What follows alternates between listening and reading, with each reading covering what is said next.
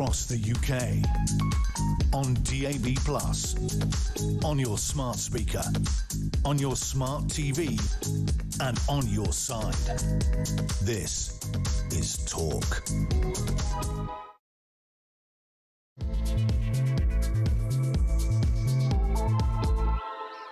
Very, very good morning to you. This is Talk. We are the home of common sense. Thank you very much indeed for your company. I'm Julia Hartley-Brewer, and whether you're listening on DAB+ radio, on your smart speaker, watching on YouTube or your connected device, very, very grateful for your company as always. I'm with you live until 1 o'clock. Don't forget though, if you miss anything of the show or you've missed anything from the rest of the week, you can go to my YouTube page, the Julia Hartley-Brewer Show. You've got no excuses for not finding it. Hit subscribe and you never have to miss a thing. Coming up in this hour, I mean, you couldn't make these stories up. You really couldn't make these stories up. Labour's one-in, one-out migrants returns deal with France has turned into a complete and utter joke of a farce after a small boat migrant who was deported to France under the scheme has now returned to Britain on, wait for it, a small boat. The Iranian migrant's second dinghy crossing took place just 29 days after he was kicked out of this country on Keir Starmer's flagship migration policy. Love to hear your thoughts about that. Where do you even start? Oh, by the way, we found that out yesterday, on the same day that we found out that the number of channel crossings so far this year have already exceeded the total for the whole of 2024. Some 36,900 illegal migrants have crossed this year, passing last year's total of 36,816. So well done, everybody. Gangs, well and truly smashed. Meanwhile, the grooming gangs inquiry is still in the news. Talked about that a lot on the show yesterday. 4 survivors now of the grooming gangs who quit the panel set up as part of the public inquiry into the scandal have demanded that Jess Phillips resign as safeguarding minister after she accused survivors of lying when they claimed the scope of the inquiry could be watered down. Jess Phillips, of course, is not just the Minister for Safeguarding, she's also the Minister for Jess Phillips. She has the full confidence of the Prime Minister. Not often quite as a good thing for ministers as we found over the recent months, but there we are. But the grooming gangs inquiry has also been branded toxic by the man who was a front-runner candidate to lead it, Jim Gamble, a former police chief and international campaigner against child sex abuse. We've spoken about him a lot on the show this week. He withdrew as a candidate yesterday to chair the inquiry after victims said they had lost confidence in the process. I'm going to be speaking to him in just a couple of minutes' time. Do stay tuned for that. Your thoughts on both those stories, very much welcome. Particularly want to hear from you though on the migrant return deal. One in, one out is an absolute joke. I mean, they only sent a few dozen people as it is. We've had a few dozen people arrive in response. Meanwhile, thousands upon thousands have arrived in this country on top of that. And now one of them has come back immediately. I'm surprised he wasn't on one of those deals. I remember suggesting this in the Sun column on a little deal where basically, if you do get sent back, don't worry, the migrant smuggling gangs would say, we'll give you free passage back to guarantee you haven't wasted your money. Because why wouldn't they offer that? Because they know so few people will be returned. But I want to know what you make of this farce. What is your reaction? 0344 499 1000 is the number to call. You can text the word talk and your message to 87222. You can get in touch with us on X at talkTV. Calls are charged at the national rate altogether. Now, text cost £1, standard network rate message. Joining me for all the chat today, I'm delighted to say, is Benedict Spence. We always love when you're back in the studio, Conservative commentator. Thank you so much for joining us today. I want to get a brief comment from you on this before we talk to our first guest, Jim Gamble. We're going to talk to him very early, but talking about the one-in, one-out deal. I mean, it was a farce the day it was announced. It was a farce until anyone got deported. It was a farce when the first two, one person got deported. What is it, 40 odd people who've been deported in total so far, and then now one's back. I mean, you couldn't make up how bad this is. Yeah, if I was to sum it up, I'd just say lol, because actually this is entirely what you could have predicted the second that this was going to happen, was that something as farcical as this, almost exactly the sort of set of circumstances, is that somebody would try. But the fact that they've tried on first go and succeeded. Well, this is just the only one we know. I mean, by all accounts, this is just the one the one we know about, okay? Because his boat was intercepted. But how do we know that another one hasn't already done it? Almost certainly others will have done it, and they're going to keep doing it. And frankly, I don't see it then how this policy is sustainable. If so early on, such a small, mundane, meagre policy can be shown to be completely useless, and the border security in France can be shown to be not taking this particularly seriously, How on earth do you keep it going? How on earth do you, as the Prime Minister with a straight face the nation, all the Commons, or anybody, frankly, and say, don't worry, I can fix this situation? Yeah. It should have been the most easy thing to say, right, this person that we've identified, they're going back, and they're not coming... Oh, they're here. And here he is again. But meanwhile, by the way, we've already had the person come back in from France who was replacing him, plus all their family, and all the other thousands who've arrived anyway. And we've also heard, although we did see that one image, didn't we? The BBC cameras just happened to be there when the gendarmes in France went out and slashed a dinghy and to stop it from sailing. Apparently, this is a one-off. Just quite by chance there happened to be cameras there. They're not doing that. And this whole idea of changing the law, bearing in mind you've got got former former president in prison, Nicolas Sarkozy. You've got the current president with no support, absolutely hated by his entire people, left and right. You can't keep a prime minister for more than a few days or a few weeks at a time. He can't pass anything through Parliament. There's no chance at all they're going to get on top of this. This farce is going to become even more of a joke as the days go on. Now, the rules-based international order showing itself once again to be working so well. That thing that Keir Starmer seems to prioritise above his own people, above his own Parliament. That's so important. If only the Tories had ever sat down with the French and talked about it, it would all have been sorted by now. Yes, almost certainly. Well, I'll tell you what would have already been sorted by now would have been a grooming gang inquiry. Could have been announced under the Conservatives. Should never have had to happen. But all those years of the authorities, police, social workers, councils, you name it, everybody looked away, or worse, contributed to the abuse of many, many thousands of young girls. Why? Well, because the perpetrators of the abuse against them were men who were Pakistani Muslim heritage. And that meant it was all a little bit too awkward and un-PC to say it out loud. So let's just let the girls carry on being gang raped and tortured and plied with drink and drugs and call them sluts and prostitutes and hope it all goes away. Well, it hasn't gone away. It didn't go away for the Tories, and it's certainly not going away now. Keir Starmer dragged kicking and screaming to actually announce a public inquiry 4 months ago. That was, by the way, a long time after he had said that actually anyone calling for a national public inquiry was actually really just a far-right bandwagon jumper and, let's face it, a racist. But now we have got a panel supposedly trying to set up the inquiry.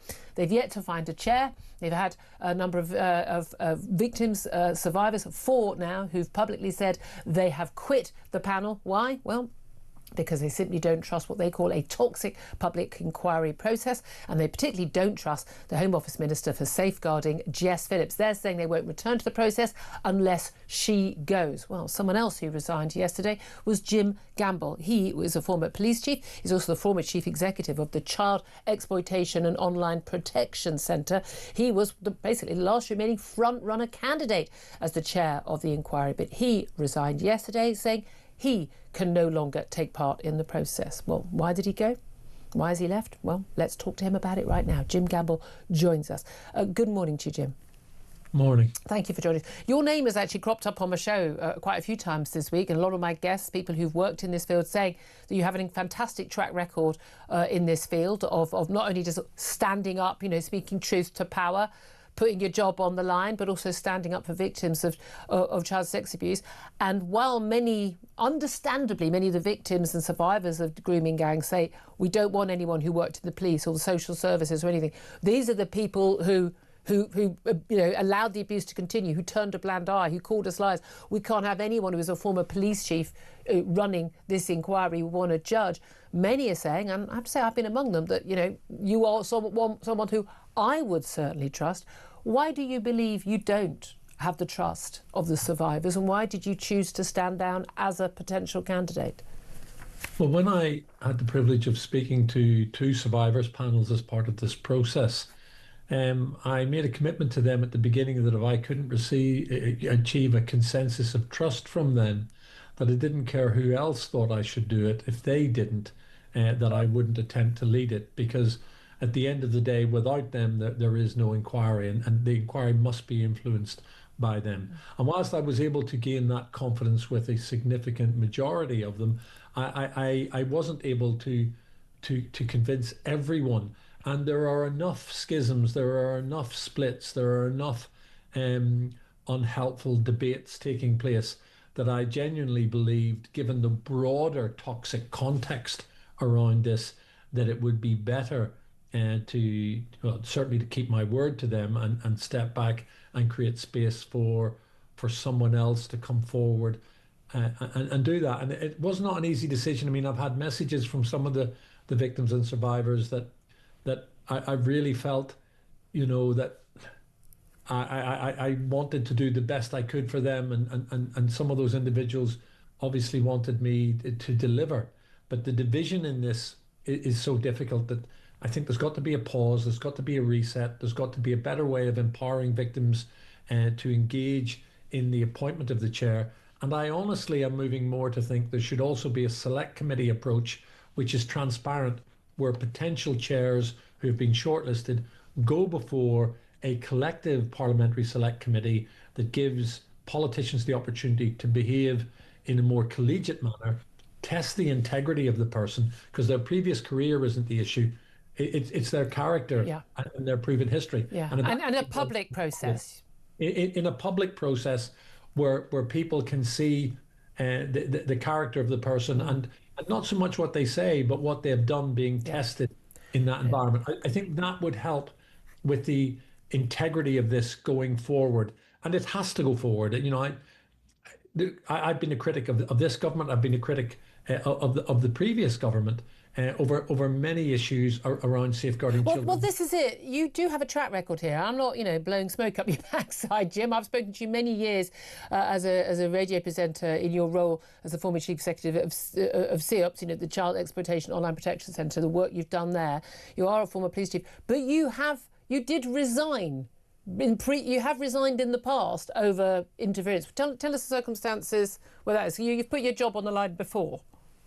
Yeah, I mean, people say that, I'm a former police officer, and it's used almost as a criticism in this process. Yeah.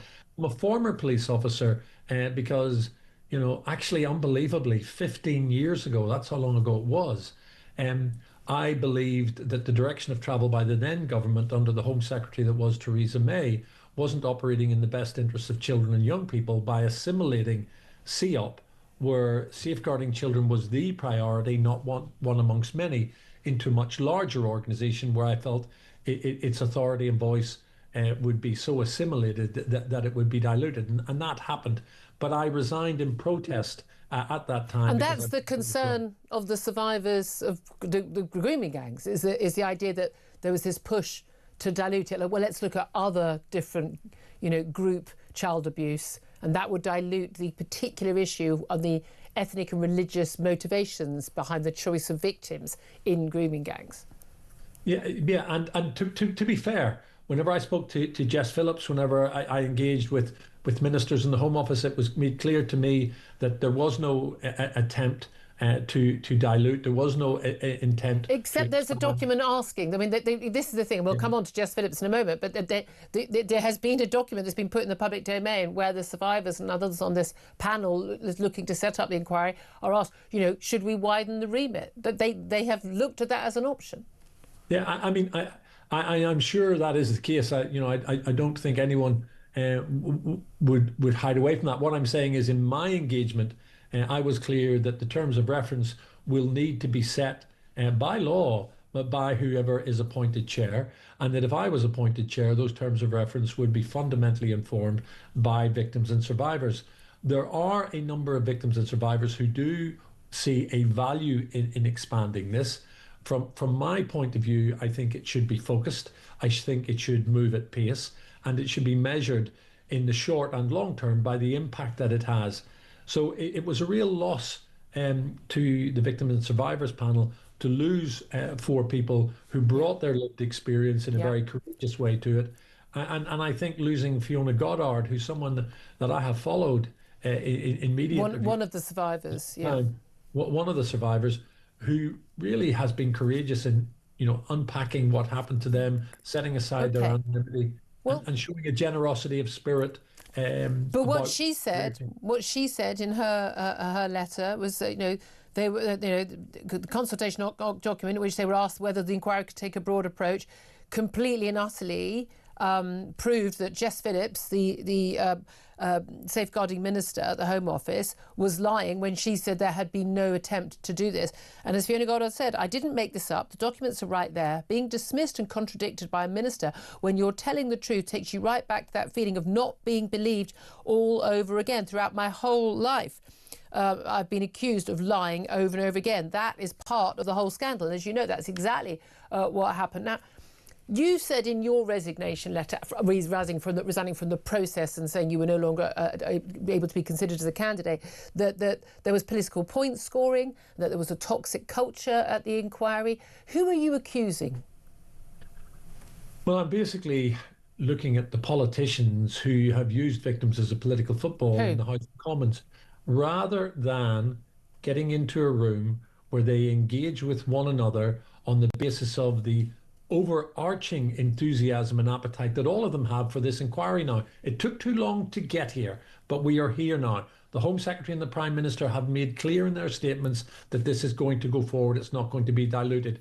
So I think echoing victims' voices is absolutely right, but echoing them and weaponizing them from one political party against another is just not helpful, because none of them have covered themselves in glory. True. I genuinely think they need to get into a room together, all of the parties, say, look, the principle we agree on is there needs to be an inquiry. How can we collaborate and lead by example so that there is a cross-party approach to this?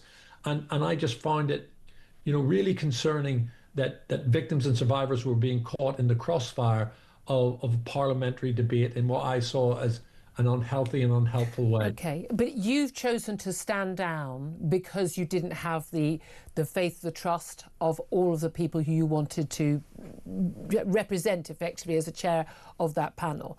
Jess Phillips, the safeguarding minister, who has a long history of fantastic work campaigning against violence against women and girls, but has been regarded, I think, by many as a supreme failure in her job at the Home Office, and perhaps is basically promoted beyond her ability, because emote is all very well, doesn't actually get anything done. She has clearly lost the trust of certainly 4 members of that panel. They're saying they'll return to the panel, but not while she is still safeguarding minister. Should she do what you did, the honourable thing? Should she step down from that role? I think within the House of Parliament, in the heat of debate, people say things in a manner that is sometimes unhelpful. I have highlighted that. I think first and foremost, there needs to be a degree of humility. I think Jess Phillips should get the 4 survivors into a room and have an honest conversation. Let's see if this can be reconciled, because this is about, this cannot be about a political body count, on the way to delivering this. So I think first and foremost, demonstrate respect to victims and survivors, bring them into a room, don't talk to them or talk at them, listen to them and see if the position can somehow be reconciled. If it can't move beyond that, then it's for individuals to reflect on their own position and the tenability of it. Really appreciate you joining us. Jim Gamble, who's a former Chief Executive of the Child Exploitation Online Protection Centre, former senior police figure, police officer as well, and he has stood down as one of, pretty much the front-running candidate to run that public inquiry. And I remember, if you look back at the big sort of child sex abuse inquiry run by Alexis Jay, I think she was their 3rd choice. It took, people kept standing down, not working, standing down. They had someone from abroad, that didn't work. But then you think about, Sir Martin Morbick, he chaired the Grenfell inquiry. At first, absolutely, the large number of the people who lived in Grenfell, the campaigners, were going, no, we're not having some white posh judge, as he won't understand our lives. I mean, I don't know why him being white or posh, but that was what they said at the time. He can't understand our lives and what's happened to us. And he won over their trust magnificently and produced a very, very hard-hitting report. Absolutely did understand the horrors that people had to go through the Grenfell fire. Benedict Spence, listening to everything that Jim Gamble said, I mean, he's clearly choosing his words very carefully. There's no doubt at all about that. But do you think, that Jess Phillips can keep her job. And again, it shouldn't be about political point scoring, because this is the only people that matter are the grooming gang victims. But do you think there should be an attempt to try and reconcile with these 4 survivors? I think an attempt to reconcile is welcome, because all you can do is try. But I think it's very interesting, sort of, as you say, that with the Grenfell example, that there was an ability to come to some sort of an accord. But the scale of this is so much larger, and the nature of this inquiry, what we're talking about, is so much more sensitive. And Jess Phillips herself is one of the key protagonists in the movement of the last 10 years to say, you must believe victims. To then turn around and basically say, well, you shouldn't necessarily trust these victims and what they're saying about something, that just sets the precedent to say, well, there won't be any trust there. The second that you go, you must believe victims unless it makes my life a little bit more difficult, well, that's gone. I don't see how that trust can be restored. And I think, as I say, given the sensitive nature and the scale of this, I think that the government can't be seen to be pulling punches or cutting corners or trying to strong-arm people into accepting people on a commission that they don't want. No, that indeed. will bring up bad memories. And it's interesting how many people, and we had callers yesterday saying, you know, look, the answer is someone from abroad. I really, really think that would be quite a statement about this country. We don't have anybody who could be trusted on this. And the people saying it has to be a woman and things like that. I would genuinely be of the view, can't be someone who, you know, is a police chief or a social worker. And the top 2 candidates were one of each. But actually, Jim Gamble has a track record. What you want is people who speak truth to power. And that's the thing. Baroness Louise Casey is somebody like that. She's got a track record of telling it like it is to various different governments. She's, you know, of different hues. She's you know, she was brought in by Labour originally, but she's been proved trustworthy along the way as somebody who actually, you know, she tells the truth. And you do need somebody with real fortitude about this, because let's be clear, oh my God, this is going to be so politicised. And toxic. If you go one direction, you'll be accused of ignoring victims. You go the other way, you'll be accused of being racist. You know, there will be people coming at you, whatever conclusions you make, whatever lines of inquiry you make. It is a poison chalice. As I say, whoever actually does step up to the role, I think will deserve an awful lot of credit for being prepared to go, I know what's coming and I'm going to take it. And that will massively limit the number of people willing to do it. But that's one of the key things is, again, that toxic culture we know we start from, and everyone who gets involved in that toxic culture. Look, I've got an issue with Jess Phillips, like, you know, putting Jess Phillips in front of the needs of the survivors. But the person who does do this and does take it forward and does expose the truth and does lead to prosecutions of people who let these now women but young girls at the time down will have done such a great service for our country. That's the thing is, if you don't think that exposing the horrors of what happened to these girls and why it was allowed to continue and why people weren't prosecuted and why people whitewashed it and why people turned their backs on them and why people allowed those men to perpetrate their crimes for so long because they were worried about community cohesion, if you don't think that exposing that and people being prosecuted and people being exposed for what they did and didn't do isn't the right thing, you don't get it. You don't get it. You're part of the problem. I'd love to hear your thoughts on this. 0344 499 1000, and of course on the 1 in 1 out migrant return still. It's a complete and utter farce now after one of the dinghy arrivals who was deported to France 29 days later has actually returned to the UK. You couldn't make this stuff up. Also, breaking news on rather less serious stuff, but I don't know, a lot of Strictly fans out there. Claudia Winkleman and Tess Daly have just announced on Instagram that they are both jointly stepping down from hosting Strictly Come Dancing at the end of this series. We were always going to leave together and now feels like the right time. They said, of course, there's been some very toxic, talking of toxic is the word of the day, coverage of what has been going on behind the scenes at Strictly over the last few years. We'll wonder if that is related to it. Who knows? We'll see if we can get to the bottom of that by the end of the show. 10:25 is the time. We'll take a quick break. Get in touch, 0344 499 1000 to have your say on anything you want to. This is Talk.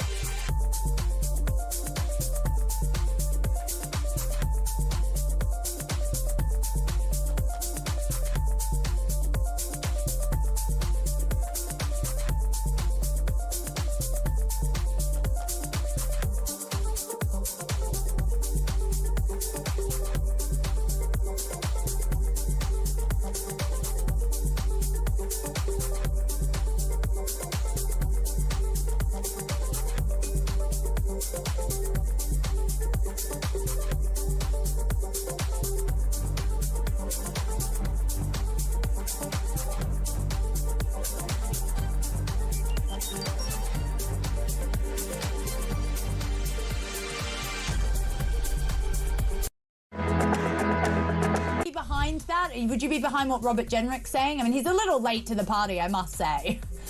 Listen, I absolutely hate the burqa. It represents oppression. It doesn't represent an open society. There's absolutely no reason to hide your face. And I would love to ban the burqa. I would love to ban all face coverings, because there is a problem. If you're hiding your face, I don't know what you're up to. And it's very difficult to identify someone in a criminal matter if you can't identify their face.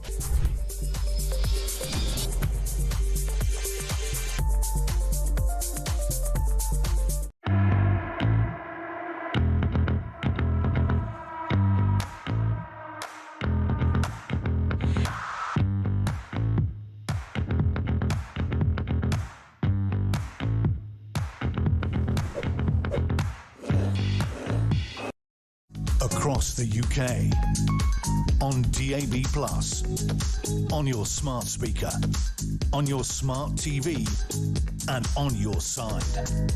This is Talk. Good morning, welcome back to the show. It's time to squeeze in a quick call before we go to our next guest, and I'll get more of your calls up, I promise, in the next half hour. Obviously, again, shift things around, it completely throws us all, doesn't it? We had a guest a little bit earlier speaking to Jim Gamble regarding that inquiry into the grooming gangs. Love to hear your thoughts on that. 0344 499 1000 on anything you want to talk about. But let's face it, the one in, one out farce is top of the news list today. Ian is on the line and he is in Cheshire and wants to have his say on that. Good morning to you, Ian. Good morning, Julia. Good morning. Hope you're well. I'm well. You know, you want to laugh or cry, don't you, about this one in, one out farce? It's an absolute joke. And don't get me wrong, Julia. I'm a 24-year military veteran. I've seen, you know, in foreign countries where there's persecution, there's hardship, and there's things I wouldn't want to see again. And when people are fleeing that type of environment, but they'll come to our country and accept our sort of way of life, our sort of morals, etc. You know, I've got no issue with that. But at the moment, with Keir Starmer and his migrant policy, it's an absolute joke. And it's proven today when we've had someone who was previously taken away from the country is now back. And I think we're just seen as a soft touch in the charity to Europe. People who are fleeing the country, when they've hit mainland Europe, they've actually fled that persecution. The only reason they want to come to UK is because we put them up in hotels, we give them primary access into medical and dental. You know, you can walk around any major city and you'll see veterans who served the Queen in country like I did, but unfortunately have fallen on hard times. They're now homeless. The governments are not interested in people like that. They're not interested in our own people. They're just, Keir Starmer is just interested in looking good and being played like a fiddle by the rest of Europe in the policies he's making, because I just cannot see. I can't get his mentality in my own head. Well, his mentality is he doesn't really think that thousands of undocumented men coming from overseas to this country is a problem. As long as we're not talking about it and blaming him for it, not really got a problem with it. I'm sorry, I think that's what the issue is. Same with the former Home Secretary, Yvette Cooper. No, it's definitely him and his government. And don't get me wrong, I didn't vote for Labour. I kind of guessed that. I think that was a given. No, and don't get, you know, I'll be behind any government that puts our people first. Keir Starmer doesn't. That's it. Exactly. I'm not party political. There's no party that 100% represents everything I want, and you know, and exactly. I just want some common sense and some values and some understanding of what matters, and ability to get anything done. It's genuinely painful watching this. But the whole shtick that we had from Labour was the Tories won't sit down and cooperate with France, with Brussels, and if only they do that, we can sort this problem out. The problem is Boris's bluster, Rishi Sunak's bluster, and we will sort it out. How's that working out? I think we should just send them back when they come over on a boat, regardless of whatever diplomatic issue it will cause with France. They send them back, and at some point, when all the migrants are going back to France, the gangs that are facilitating this won't get the money. Exactly. You know, what's the point of me paying you $1,500? I'm going to be sent back in 5 minutes' time. Exactly. It's absolutely ridiculous. And there's that old saying, isn't there, Julia? Charity starts at home. Yeah, absolutely. I couldn't agree with you more on the homeless veterans. That is so true as well. Ian, thank you so much for that. Just a quick response from Benedict Spence, who's joining me in the studio on that. And this is a really, there's a lot of anger about this. I still don't think the government really get it. They pay lip service to it. Oh, I don't think they get it at all. I think that the government, with not just this issue, but lots, seems to believe that at some point we will cross a threshold where things will go back to normal and people will just stop noticing things that are not They going want us very to well. stop noticing Yeah, rather than... that's exactly what it is. And I think you see that also in their attitude to things like online censorship and all sorts of other things. They're thinking just as long as we can stop the evil bot farms and people talking about things, as if they stop talking about them, they'll disappear. Well, if only all the bigots would stop talking about the problem, then it wouldn't be a problem. Exactly. They don't get it. But again, that's genuinely how they think. No, this is which the is thing. insane. This is genuinely the scary bit. And again, it's like the grooming gangs. If everyone just stops talking about it, then we can make it go away. And you stop jumping on that far right bandwagon that we were all jumping on, which the Prime Minister then jumped on, calling for a public inquiry. I mean, this it's our fault. We're talking it into existence. Stop it. Just stop it. Everyone be quiet. You stop it first. You stop it. You stop it, and then it'll all go away. And then everything will be fine and our country will be brilliant. And then, it's such an insult to our intelligence. It's such an insult. 10:34 is the time. It's our time. It's all of our time. And we're going to take a quick break. And then we are going to be talking to Reform UK's London Assembly member Alex Wilson. He's a friend of the show, about what he makes of it. And then we'll take more of your calls on all the big topics. This is Talk.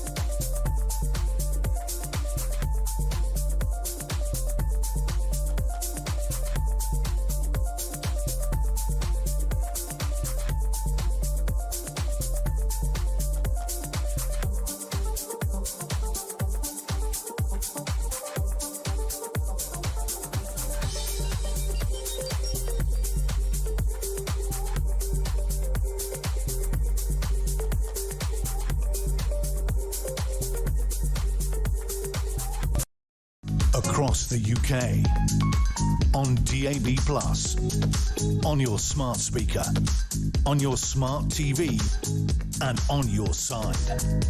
This is Talk. This is Talk. Welcome back. 10:36 is the time. I'm Julia Hartley-Brewer. Still getting your calls coming in thick and fast on the two biggest issues of the day. One, of course, is the failure of the one-in, one-out migrant returns deal, and, of course, also the ongoing, toxic culture of the public inquiry into grooming gangs. Let's talk specifically about, first up, the migrant returns deal with my next guest. Alex Wilson is a London Assembly member for Reform UK and joins us now. Good morning to you, Alex. Good morning, Julia. Great to be with you again. Thank you very much indeed for joining us. I mean, I just don't even know where we start. The one-in, one-out deal. I mean, not only have we had barely anyone be out and then a load of people come in, one for one, but we've also had thousands and thousands more arrivals on top of that, and of course all the family members of those. We've seen the number of people arriving in this country as illegal migrants on those boats, and that's just the boats, that's just the people we know about. In the whole, in this year, just to this point, mid-October, has now topped the number for the whole of 2024, which was 36,816 people.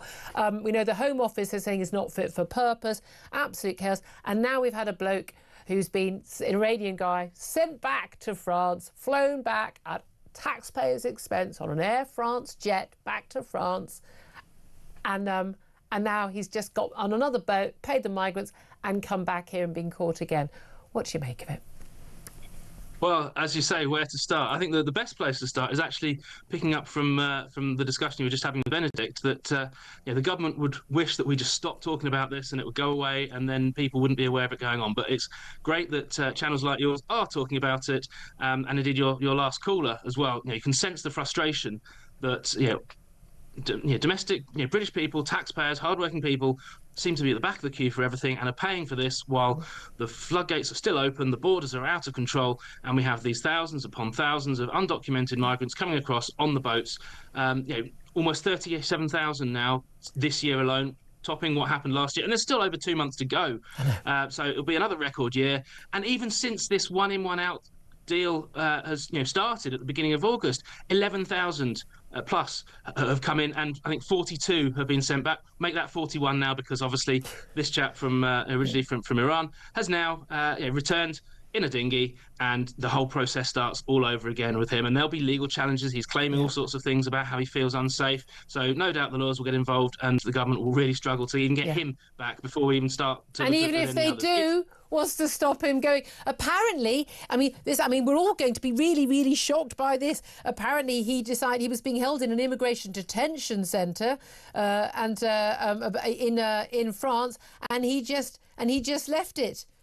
Brilliant. Utterly brilliant. I remember joking about this in a column I wrote when this the scheme first came in, and saying that would this deter anyone paying those channel people smugglers? No, because all they'll do is say, if you get sent back, we'll give you another free ride over, and I bet you anything that's what they're going to do. I think you're right. It's what's going to happen, and it shows that the whole scheme that Starmer's put in place, he talks tough, or pretends to talk tough, but actually the reality is this scheme isn't working. It's a drop in the ocean, and even those that are being sent back are now starting to return. So the whole immigration system is broken. We know that. We've been talking about it for a long time. Yep. Your channel's been talking about it for a long time, and we need something different to happen. We need to start by tackling the legal obstacles, which include obviously leaving the ECHR. But before we do that, we can't really do anything at all. And also the structure of the Home Office itself. We've now seen even the Home Secretary admitting that the Home Office is not fit for purpose. That was first said 20 years ago by John Reid when he was Home Secretary, and nothing has changed in that time. What we need to tackle illegal migration, as well as leaving the ECHR, we need a special department set up purely to focus on this, operated by people who actually believe in doing that job and are not just looking for a culture of defeatism and excuses to why. Well, not even just defeatism. Home Office officials have been actively working against the official Home Office policy. And we do have an issue, and I know this is something that your party leader, Nigel Farage, feels very strongly about, where it's really, really very simple. It's like, these people are public servants. They are servants. The masters are the elected representatives of the people. And whether we agree with a Labour government or not, if they've been elected, they've got a majority in Parliament, they are the elected members. They are in charge, or the Tories in charge, or you guys if you get in next time. And civil servants, if you don't like it, sod off somewhere else. You do what you're told. Absolutely. And that's a real challenge for governments of all political complexions. We thought it was a problem when the Tories were in, and we thought, perhaps when a Labour government comes in, all these lefty civil servants will actually get behind them and not obstruct them. Well, that doesn't seem to have changed. I think it's a cultural thing within the civil service. I think you need to have a system whereby at the top level of each department, you need to be able to do something similar to how the Americans do it. When you have a new administration, you bring in some political appointees at the top to set that tone of leadership and make sure that the organisation is then responding to and delivering the mandate of an elected government. We have elections and democracy for a reason. It's so that we have an administration can take control that has the backing of the public and what needs to be done. And if the civil service get in the way, then clearly that system isn't working. So you need those appointments to make it happen at the highest level. I think we're going to be needing mass sackings. I really, really do. There's no way if you guys get in and you're, odds-on favourites to be the next government, there's no way you're going to get anything done. They did enough to stymie the Tories, who are barely trying to do anything. That's good. There's going to have to be root and branch reform there. You'll certainly have my support for that. Let me talk to you also about where we are with, just briefly, actually, we should touch on the fact that we've got more cases, not in Britain, but in Dublin, of riots over an alleged asylum seeker assault on a 10-year-old girl living in a hotel. Now, we've had cases in the UK, cases still coming to court. We've got someone who's actually been convicted of sexually assaulting a 14-year-old girl and a woman. And again, we're told that if you speak out on this stuff, you're a troublemaker, you're racist, you're a bigot, you're xenophobic, blah, blah, blah, you name every single word under the sun. But the thing that never happens keeps on happening, doesn't it? Yeah, and you can understand why people are frustrated in Britain and in Ireland. I would obviously never encourage anyone to engage in acts of violence and clashes with the police. Now, I'm a big supporter of rank and file police officers who are putting their lives on the line every day to try and keep our country safe. So I certainly never want to see violence and petrol bombs being thrown, vehicles set alight, that kind of stuff. It's completely wrong. But you can understand why people are frustrated, because the political system isn't responding to those needs. And we have things like, in Essex, where obviously the Bell Hotel in Epping was the kind of trigger for a lot of the protests initially in this country, and yet Essex was an area where elections were cancelled earlier this year, and they're being talked about being cancelled for next year. So if people don't have a democratic way of expressing themselves, and by voting for their local councillors and ultimately for their local MPs and trying to get a change of government, then you can see why they're what do you expect? Yeah, what do you expect? I mean, that's the thing, I'm with you. I would never condone any violence, but people do feel that they keep giving, voters keep voting, they keep telling their betters who think they know betters anyway, politicians, what they want, and they keep being ignored. And this is what happens when you ignore the will of the people, and it's not good, and it's not what we want. But I don't know why anyone's shocked by it. That's the thing I don't understand.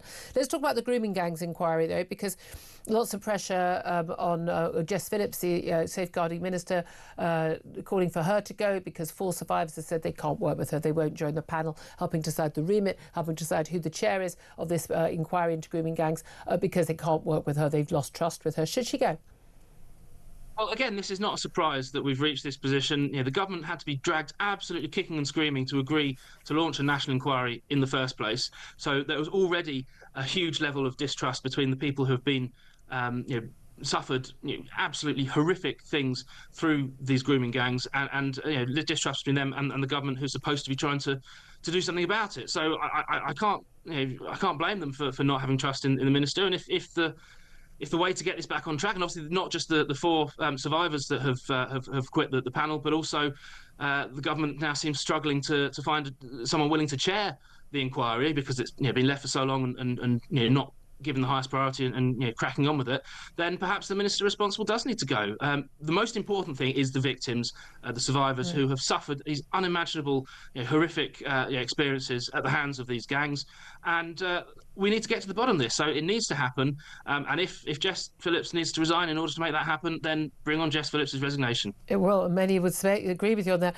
What do you make about the accusations against Sadiq Khan? I mean, he had a clash with a Conservative London Assembly member or leader, Susan Hall, earlier in the year. Incredibly arrogant, sort of pretending not to understand the question. It's gone very viral, that exchange about London grooming gangs. We know, on the front page of the newspapers this week, that he has seen reports and has signed off and responded to reports as the Police and Crime Commissioner and the Mayor of London to police inspectorate reports talking about problems with grooming gangs. He appears to think that there are no grooming gangs in London that we need to worry about.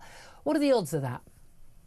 Well, I was obviously at that meeting where Susan was grilling Khan earlier in the year, and his response was just utterly absurd. He pretended to not understand the question, pretended to not even understand what a grooming gang was, and he was deflecting and saying, we have county lines gangs, but we don't have grooming gangs, we don't have rape gangs in London, which is clearly nonsense. You look at a city the size of London and the makeup that it is, there is stuff that's been going on. I've been approached by a whistleblower. I can't say anything more at the moment, but who's been talking about her experiences. It's definitely been going on in London. And yes, as we saw, and I think it was the Express this week, highlighting that there are reports that the Mayor has seen and has acknowledged that he's seen that do include evidence of this happening. So for him to hide behind it, pretend it's not happening, and the way he treated Susan in that exchange was absolutely unforgivable. But that's what he's like. If there's a challenging question that he doesn't want to answer, he will always try and find a way of not answering it. We've got the next meeting with both Sadiq Khan and with Mark Rowley, the Commissioner of the Metropolitan Police, in November. I'm sure this issue will be discussed and debated very, very vigorously. Again, I'm sure Susan will be all over it, and hopefully I will be as well. Indeed. Just finally, yesterday, Nigel Farage, your party leader, he sat in the House of Commons spectators gallery rather than down on the green benches below, because he says he's never picked to ask a question by the Speaker. And there is a ballot system in PMQs, but basically, there's also an opportunity. You bob up and down and you indicate to the Speaker you want to ask a question. And the Speaker has discretion to decide who gets to ask a question or not. He says that he's never called, and so he may as well be in the spectators' gallery if he's going to be treated as a spectator. What needs to change? We've only got 5 MPs in Parliament, so we don't expect to get called every week. But when we're leading the opinion polls in the way that we are, we've led, I think, 145 consecutive opinion polls since the middle of April, obviously getting fantastic results in local by-elections and indeed the all-out local elections back in May. So we are a big political force, and that voice needs to be heard. But the thing that's really, I think, frustrating, Nigel, is he doesn't get a right to reply. Every time there's an exchange, Starmer will criticise reform and criticise Farage repeatedly, week after week after week, and he doesn't have the opportunity to reply to that. That's why he's frustrated, and that's why I think he should be called more often in order to have that proper exchange, because we are a big force in British politics now. Obviously, things can go down as well as up, but the way things are at the moment, we certainly need to be heard, and PMQs, it's the showpiece event every week, and there's no reason why we don't get a bigger slice of that cherry. Alex Wilson, Reform UK, London Assembly member, thank you very much indeed. So that slight interruption, I was a bit worried there is an election day which obviously cannot be mentioned. We have very strict rules about elections on election day, so just got in a bit of a panic there. Benedict Spence, what do you want to come back on there? I think it's interesting, isn't it, the lack of ability of Nigel Farage as the sort of the de facto leader of the opposition, or de jure de facto. And the Prime Minister treats him as that. This is the thing. It's a valid criticism, actually, because you would be sitting there going, well, it's a very small party, sort of based entirely on the number of MPs. But how is it that Reform are able to literally set the agenda in this country, but the leader is not able to sort of ask, given the basic courtesy that's given to other party leaders on the same scale? And this is, I suppose, a bit of a problem with our system, which is that you can be leading the polls, have almost twice as much at one point as the actual government, and you're still hamstrung by these rules. And then not be allowed in a leaders' debate, for instance, on television, because it's based on your, there are lots of different rules. I mean, the rules will be, it's going to be very complicated. And of course, we've got the establishment deciding those rules. But, Sir Lindsay Hoyle is, he's a Labour MP who's now independent as the Speaker. But he has a lot of discretion. It seems to me there does seem to need to be a meeting about that, because it's supposed to be representing the people, and if that is where the people are now, that's it. 10:50 is the time. Take a quick break. Going to get to your calls. Have your say on grooming gangs, the one in, one out, failure, you name it. Give us a call. 0344 499 1000. This is Talk.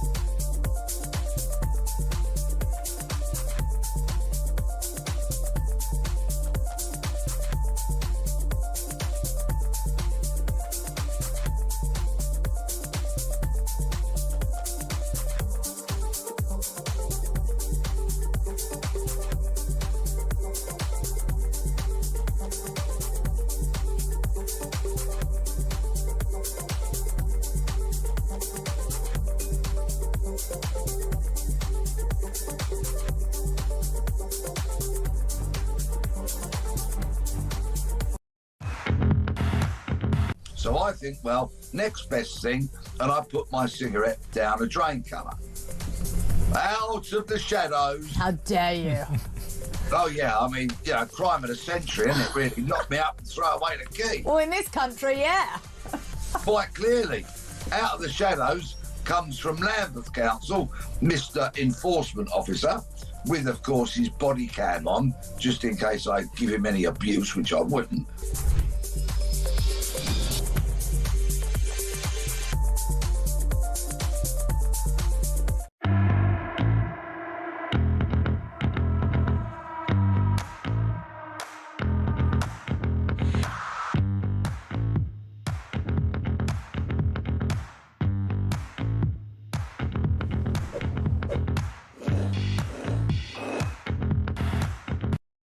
Across the UK, on DAB+, on your smart speaker, on your smart TV, and on your side. This is Talk. Good morning, welcome back to the show. 10:54 is the time. Let's get straight to your calls. 0344 499 1000. First up, Herbie is in Harrow and he wants to talk about grooming gangs. Herbie, thank you so much for getting in touch. What do you want to say? Good morning, Julia. Oh, Julia, this is an absolute scam and shame on this country. You know, the delaying tactics are unacceptable. You know, they've got to come to an agreement now and start to get this inquiry underway. Yep. Guys, it's going to go on and on. You know, the Prime Minister's not in the country yet again with the crisis blooming with this and the migrants coming over, you know, with the one in, one out with the return ticket. Yeah. Oh, we'll send you back out, but you've got return tickets, so don't worry. You know, you can come back. You know, what an absolute shame of this government. How in God's name can they carry on like it? It can't go on. It can't. No. I mean, that said, you know, and it was really quite brutal exchanges at PMQs between Kemi Badenoch and Keir Starmer yesterday. And Keir Starmer made the perfectly valid point, you know, so Tories had quite a long time to do a grooming gang scandal inquiry. Yep. Oh, yeah. Julie, we've been saying this for a long time. We've talked about it for years. Yep. Why was it swept under the carpet in the first place? Yep. Because of who was going to be exposed. Let's be honest about it. There are people that's going to be brought into this and they're not going to like it. They're going to be very uncomfortable. So what? I don't give a damn. Good. They should be uncomfortable. Not as uncomfortable as the girls who have been gang raped at 13. Exactly. You know, let's go for it. Do you think that you know, Jess Phillips should go because she has lost the trust of not all of the survivors, some of the survivors? I mean, you know, Jim Gamble stood down as the leading remaining candidate for the job of chair of the inquiry because he'd lost the trust of some of the survivors simply because of his past job in the police. Julie, I knew somebody that was sexually abused when she was 8 years old. Oh, God. Okay? God. You know, she's quite an old... And when it came that they got the perpetrator, the police said, because he was getting married, they weren't going to do anything. She was abused. He was getting married. There's a paedophile here, and this was the excuse. We won't do anything. It was in the paper. Because he's getting married. How is that? I didn't know that was a defence for paedophilia. Really, I've lost trust and respect for anything going on today. Certainly with the politicians that are covering up. It's time somebody said, right, we've had enough. If you're exposed, you're exposed. If you've done something wrong like this, you're going to pay the price. Yeah. I would like a sort of simple, like, everyone, you've got 6 months to come forward, say what you know, name names. You know, say what you did wrong, what the neglect or whatever you did, and there will be, you know, I mean, and they do this for murderers and mafia, don't they? Where they literally said, you know, you get a lower sentence if you come forward and you confess and you implicate others. Name names, because if you really care about these girls, you would do that, wouldn't you? Herbie, thank you so much for your call. Ian is on the line. He's in Bridgend. Ian, when you talk about let's face it, the utter farce of one in, one out. Hiya, Julia. Yeah, it's just to say, you know, if the media had done their job during the election, they'd have looked at the Welsh Labour government down here, £55 million a year on a nation of sanctuary. The people of Wales didn't ask for it. We knew it was coming. And then you get the Sun supporting Starmer to be Prime Minister.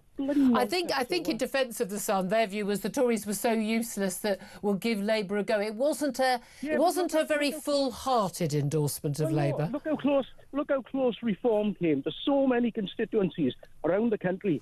If the Sun had stood behind them, we could well have seen a massive turnout for reform, and they didn't do it. You know, what do you make of the one in, one out policy?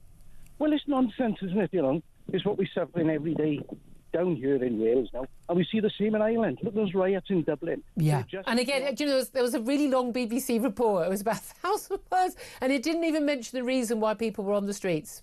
I know, look at them, pepper spraying reporters like Rebel News and so on. Absolutely disgusting. But again, the media, silent. Well, they're not silent. I mean, to be fair, we've touched on it, although, to be fair, I mean, it's difficult. There are lots of things to talk about happening in our own country and abroad. But it's, I mean, the people haven't been silent. People often say, oh, no one's talking about it. I mean, they are talking about it. There is other news around, though. Well, no, you know, we said at the time, Wales needs to be looked at. To be fair to Cameron and Rishi from time to time, he did hold the Welsh Government to account, but the media didn't do its job. No, okay. I appreciate that. I'm a bit perplexed how we're on Wales. I mean, I know this is happening in every part of our country, but thank you very much indeed for that. 10:59 is the time. Going to take a little break for the news. Get the latest headlines. I don't know how many more migrants have come in the last hour. We should just make that an hourly news break, shouldn't we? But there we are. We're going to talk about more about the one in, one out migrant returns deal. It's turned into even more of a farce than it already was. Going to talk about more about the grooming gangs, toxic culture around the inquiry. We're also going to be talking about Trump's new awesome, tremendous sanctions against Russia. Is that going to make a difference in Ukraine? Plenty more besides, loads more coming up. Me and Benedict Spence. Stay tuned. This is Talk.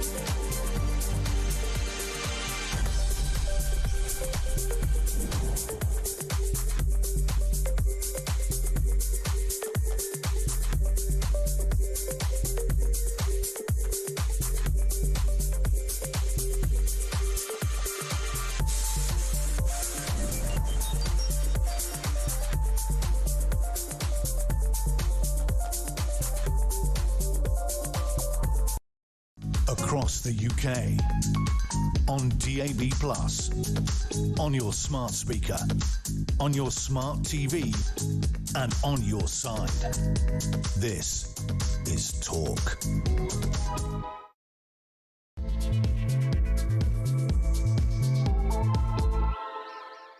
Good morning to you. Welcome back to the show. It's just coming up to 3 minutes past 11 o'clock. This is Talk. We are the home of common sense. Thank you very much, Steve, for joining me. Whether you're listening on DAB+ radio or on your smart speaker, whether you're watching on YouTube or on your connected device, thank you so much for your company. If you've missed anything of the show, do go to my YouTube page. We've called it the Julia Hartley-Brewer Show on YouTube. Make it very easy to find. Hit subscribe. Never have to miss a thing. Coming up in this hour, going to talk more about that one in, one out migrants returns deal, which of course Labour said was going to solve the whole problem. It's a pilot scheme, but don't worry, they're going to do this deal with France.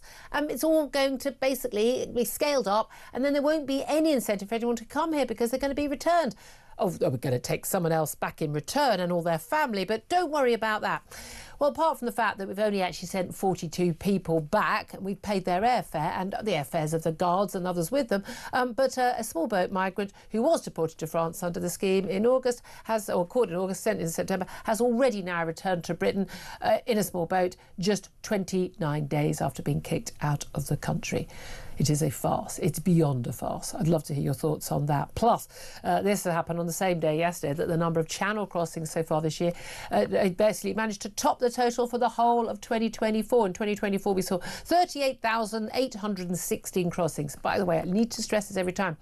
That's just the small boat migrants, not including those who smuggle themselves into lorries on trains and the like. And that's just the ones we know about, the ones that were intercepted. There are many more than that, plus, of course, all the many, many, many tens of thousands who overstay their legal visa on a tourist, on a work visa or a student visa to stay in this country. So the numbers are way in excess of that. But we've now already had 36,900 illegal migrants that we know of arrive this year. So it's all going very well. Just as well, in fact, as the grooming gang scandal inquiry.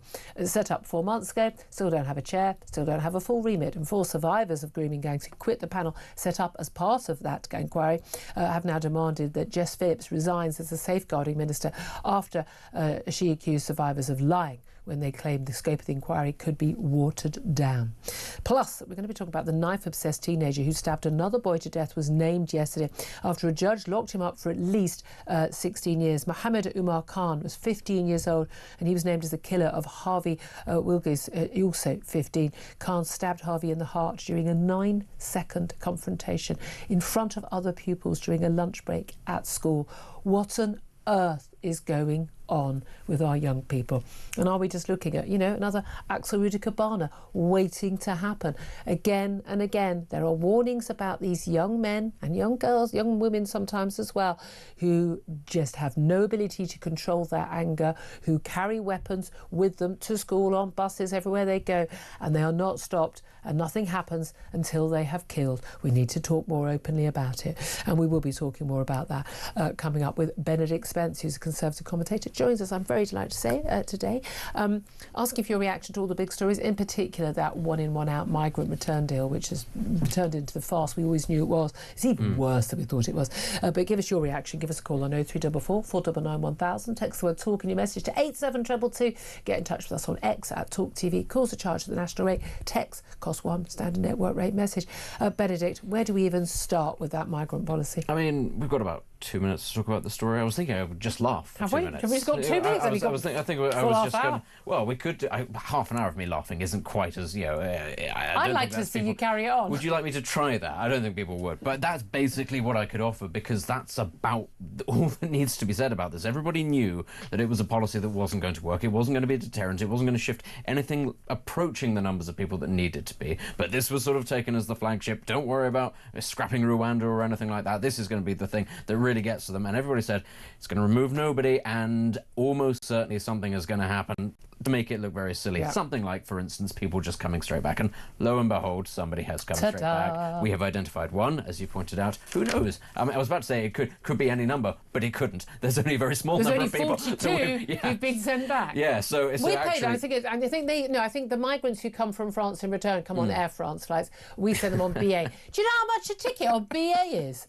And they're buying fully flexible tickets. Yeah. They're paying you can get... I'm sorry, but you can get to Paris on, you know, Ryanair or EasyJet or whatever for like, you know, 50 quid. We're paying about 400 or 500 quid a ticket. It's very classically it's British insane, to say, isn't it? now we're terribly sorry that we're having to send you back, but until you do get back to the UK, please accept our apologies, don't worry, and here's your BA flight. But also we're paying for the staff with them, we're paying, the whole thing's costing us an absolute fortune. It's a great gig if you're BA, I suppose, but ultimately they're probably just The only disappointed. people who fly BA. I was going to say, they're just disappointed. In handcuffs. Yeah, strangely enough, BA staff will be absolutely desperate for more people to be deported to France so that they can actually get enough custom. Yeah. But then they all get sent back. I keep on saying all. I want to know, It's do such you a get your small- Avios points if you're sent back on a BA flight that you didn't book? I bet I wouldn't be surprised some of these migrants are going, cool, do I get the points or does the Home Office get the points? I was You going know, to they say, add up over the year. They Nice, do. you know, They do a do. load of points, get your free flight to New York. No, not get your free flight to New York. You get your free flight back to where you came from on holiday, because it turns out it's not so dangerous after all. That whole thing of, oh, please don't send me to Sudan because it's dangerous, but now that I've got indefinite leave to remain, I will be going back there every year. But this is the thing, I mean, we're laughing about it because you have to laugh or else you'd cry. Yeah. And that's the thing. But it's not a laughing matter because we don't know who these men are. They are, you know, okay, this guy was probably not one of the worst ones because France wouldn't have accepted him back. We get to keep them, us lucky things. But, you know, he hadn't actually been convicted of a crime anywhere yet, as far as we know, assuming we know his identity. But apparently, you know, he was Iranian. But I mean, it's just such an absolute joke that this person has been sent back. But we, as you say, we always knew it was going to be a farce, even if it worked. It was only a pilot scheme, so the numbers are small, but it's supposed to be scaled up. But again, so every single person we add to that scheme to send them back, we get someone else plus their family, and then they can bring the rest of their family in. And we keep being told, no, you can't bring in, you know, it's only your husband, wife, your kids. Second cousin. Well, no, but this is the thing, and I keep being told, no, that's not the case, they can't bring. No, but then those people, when they make a claim, they can use the argument, but my brother-in-law, my cousin lives there, and therefore it is used, and it does allow whole families to turn up, and that's the issue. That's where we get to the problem. But we also have the thing that a lot of these people, you know, we know there's issues about it. You know, there's we've got two stories involving, you know, Dublin. We've got massive clashes, riots, you know, fireworks and things, you know, in prams, for goodness sake, outside a hotel housing asylum seekers in Dublin. This after a man who is alleged to have been an asylum seeker in put in this hotel has been accused of serious sexual assault. There's an unserious sexual assault of a 10-year-old girl. And we're back in the same territory as the case that we've had in the UK of an asylum seeker, again accused and now convicted, sexual assault on a 14-year-old girl and on a woman, asking the 14-year-old to have his baby, touching her thigh. I mean, you know, really, she was in a school uniform. He knew what age she was. And we've got other cases still going through the courts of allegations against something, even in the same hotel. So, you know, we've got an issue with some of these men already. Plus, we've now got an asylum seeker who has been convicted of sexually assaulting 3 different women, grabbing them as he cycled, grabbing women, slapping one on the bum, grabbing another woman by you know, between the legs. Can you imagine you're walking along and someone, a complete stranger, slaps you on your backside or grabs a personal part of your body? I mean, that is scary. That is going to impact your daily life for a very long time, in your fear of, like, I don't know whether I'm safe or not. And he was spared jail, even though it wasn't a one-off. He claimed, the problem, he had to be a problem with brakes on his bike. A load of abject nonsense. I mean, this is the stuff that is going on. And then if we talk about it, we're the bad people. I think, I mean, for a start, the fact that, you know, these people aren't being deported sort of as a matter of the first thing that happens, frankly. You know, saying that they have to face justice in this country. No, if it's so bad in their own country, they can go and face the justice there. And very often, of course, you hear people saying, well, I couldn't possibly be sent back to that country. I'll be persecuted for being a sex offender. Yeah. And you go, oh, no, well, how terrible. Yes. But honestly, none of these people in this circumstance should be coming here. And I'm afraid, as a result of the behaviour of these individuals, other people coming from those countries, I think, should be faced with a lot more scrutiny. And people will say, well, that's a dreadful thing, that's collective punishment, you can't possibly do that. Actually, no. There is a sense of responsibility. If you're coming to a society, there's no such thing as the atomised self. Societies exist with people working in tandem. Everybody has to take responsibility. It takes a village to raise a child. So if there are enough people coming from a certain country and they seem to think that this is perfect behaviour, I don't think there's anything anything wrong with us turning around and saying, listen, chaps, until you get your ship in order and you stop sending us sex offenders, we are going to take a very dim view about any of them. I think I genuinely, if you look at the rate of offending, particularly sexual offending, by men, because that's who are committing crimes, from certain countries, we look at them because people say, I don't want all immigrants tarred with the same brush, I want all illegal migrants, yes, bye-bye, gone. But even those who've arrived legally or given legal right to stay, the scale of offending for the number of people who are in the country, if you actually do it per capita of people, is off the scale for certain countries, and it is the Afghanistans, the Syrias, it is North African and Middle East countries. Now, why would that be? It is very simple. It's a different culture. It's people coming from a culture which, I'm sorry, it's backward, medieval culture, where women and gay people, women, girls are treated as second-class citizens, as basically property, and a woman who is not covered up is fair game. She's basically a whore. That is, anyone who's travelled in the Middle East as a woman will know that that is how you'll be treated. Now, I'm sorry, that is the reality, and people can shout bigot and racist, Islamophobe as much as they want. That is literally the culture in law. You can't rape your wife in most of these countries. It's not possible. Now, it was not possible to have committed the crime of rape in this country until a few decades ago. We changed that. We in the West have moved on, and it is quite clear to me we need to start having a big, long conversation about whether or not we want to be offering even any legal visas to people coming from certain countries about where they do not share our values. I think it's not an unfair question to ask politicians in this country, what is the acceptable trade-off for the safety of your children? How many girls do you think should get raped in order to be thought of as a nice person? Or for GDP to be at 0.01%? Is it acceptable to, to avoid a recession technically, but a couple of kids get raped? 14-year-olds, 3 10-year-olds, and 5 women. That is the acceptable level of rape this month, or sexual assault. And does it have to be divvied up equally amongst all Do we groups, spread it around the counties? Does one Welsh person get to do it? Are your kids fair game? And that's the thing. It's not happening. To the people who are making the decisions, who are pointing at us and going, how dare you use xenophobic bigots? It doesn't happen to their kids. Why? Because they don't live in those areas. It's not happening to them. They don't have the asylum hostels at the end of their street. And that is the reality, and I'm sorry, we will never stop speaking out about this, because that is the reality. And again, we're in the grooming gangs territory. We'll come on to that, because this is very similar territory, which is like, could everyone just stop talking about it, and then it will go away, as we were discussing in the last hour. And that's what people want. And when people are rioting outside hotels or just having peaceful. By the way, people rioting in Dublin, they get the same condemnation as the women and girls who put on their pink T-shirts and protested completely peacefully outside, the Bell Hotel in Epping. They get the same condemnation. So it doesn't matter how peaceful you are, you get the same condemnation because you're speaking up and you're saying things you're not supposed to say out loud. I would say, actually, having looked at the Republic of Ireland, what's going on there, one thing I would say is at the very least we are able to have the conversations in this country now. In that country, there is a simple refusal by the media or politicians to accept that it's happening. And I think that country is in for a really nasty awakening in the next couple of months if they have things on a similar sort of scale to what we have here. It's already started to happen. And when it happens in the Republic of Ireland, what you get is journalists, the same sort of journalist, somebody at the BBC would never actually dream of going, oh, it's not real, it's fake, it's completely, made up. They'd say it's a small number of extremists. But what they do in the Republic of Ireland is they genuinely just go, it's not happening. It's all just right-wing nonsense. You're making it up. It's being stoked by the BLM bots. riots in America, largely peaceful. You can literally see the petrol bombs behind you. They've not yet got to that stage where they're prepared to face that fact, and they will suffer. They don't have independent media that are willing to speak up about it, and that is a crucial thing. Exactly.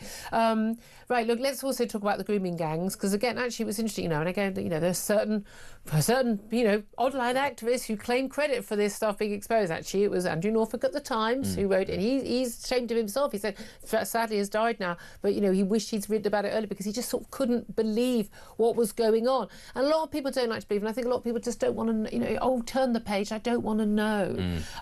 But the grooming gang scandal is horrific, and it is widespread. It's 20 years plus old. It's been going on across the entire country. And yes, Sadiq Khan, if you're watching, trying to learn something, it's going on in London. But the crucial thing is it's going on right now. We are failing to learn the lessons. Group and gang inquiry finally announced 4 months ago, after the Prime Minister a year ago said anyone calling for a national public inquiry was jumping on a far-right bandwagon, a bandwagon on which he then himself jumped, and now is saying, he's going to do the best to make it all happen. But it does look like, the survivors on the panel, not all of them, everyone, people have different views. It's not, we're talking about the survivors community. No, everyone's an individual, but enough people who've been on the panel, 4 women, are saying, we no longer trust the process, it's toxic, we're not willing to come back on unless Jess Phillips resigns as safeguarding minister. Jess Phillips, who is the minister for Jess Phillips as well as safeguarding, let's be honest, she in Commons the other day behaved really quite outrageously, and her attitude is quite similar to Keir Starmer's. Is how dare you question me, my track record? Well, your track record counts for 0 if you can't actually make this inquiry happen. I mean, the thing should she go? I think she will have to. Is the reality of the situation? I think people might appreciate if she tried to reconcile with these people, but I think the trust is probably gone, and quite rightly so. If she does go, I don't think that you can be one of the champions during the Me Too era of believe all women, and then put the little caveat unless it's actually contradicting what I think. In which case, no, don't believe victims of sexual assault at all. That's not. Well, really especially she basically accused the victims of lying when they said they're trying to water it down, and it's a toxic culture, and then they produce the receipts. When the here you go. Here are the documents where we've been asked quite clearly, do we want to widen the remit? Well, these are whistleblowers, and there's an inquiry because they've gone public, and now they're doing it again, and a figure of authority is going, don't believe them. It's kind of like, well, where does that sound familiar? Oh, right, that's the same pattern of behaviour that these women, and when they were girls, encountered at every single level. And there has to be that trust that they're not going to run into that kind of obfuscation again, precisely because that is their, I hate the expression lived experience, but that is what they have experienced. That's the reality. That is the reality, isn't it? Let's also talk about another reality, and this is the naming, finally, of the 15-year-old boy who killed his fellow schoolboy and his friend. They were best friends, by all accounts, Harvey Wilgoose. And I think we were all absolutely horrified back in February when Harvey was stabbed to death, stabbed through his heart in front of other pupils during his lunch break at All Saints Catholic High School in Sheffield. Horrific. I think every parent, the thought your kid going to school and just never coming home is so beyond your wildest nightmares. But Mohammed Umar Khan has been named. He's been sentenced to at least 16 years behind bars by the judge. It turns out the 2 boys, they'd been friends, but they'd fallen out on social media. There we go, social media again. He was convicted of murder back in August when he failed to persuade a jury that it was manslaughter. Basically, he was being bullied, and he said he'd lost control. But the judge yesterday lifted a reporting restriction while she sentenced him. But he was basically obsessed with knives. He was in the same year, he joined All Saints after leaving his previous school because of bullying, but he'd been targeted by other pupils as well. And so, okay, something's going on, but he had a difficult home life. His mother had mental health issues. His father was often in Pakistan, absent from the family home. That he was beaten at home. Social services had been involved in the family. There were reports that he and his kids, brother and sister, were not being fed properly. They were malnourished. But the social service did no further action, even though the kids apparently were skinny, malnourished, didn't own pyjamas and had no sheets on their beds. There's a bit of a giveaway. Something's not going right at home. They assessed that he had been beaten, clearly. But also, his mother had actually reported at one point that he had a knife. She herself reported, and he had this absolutely huge knife. He hadn't taken a knife from the mum's drawer. No, he had this massive, huge hunting knife. He was a kid. And he stabbed another kid through the heart and killed him. And yet again, and we're back to Axel Rudiker-Barner, aren't we, in the Southport attack? Yeah. There's this kid, the red neon signs are flashing that he is in trouble himself. Yeah. He's things are going horribly wrong at home. He is a danger to possibly himself and to others, and nothing is done. Yeah. A kid is dead. This is not to excuse, but this is the warning. Of course not. No, this is the warning sign. Young adolescent boys can become very interested in things like gang culture and violence, and obviously we all know when they're at that age there's the fluctuating hormones, there can be acts of aggression, there can be fallings out, that sort of thing.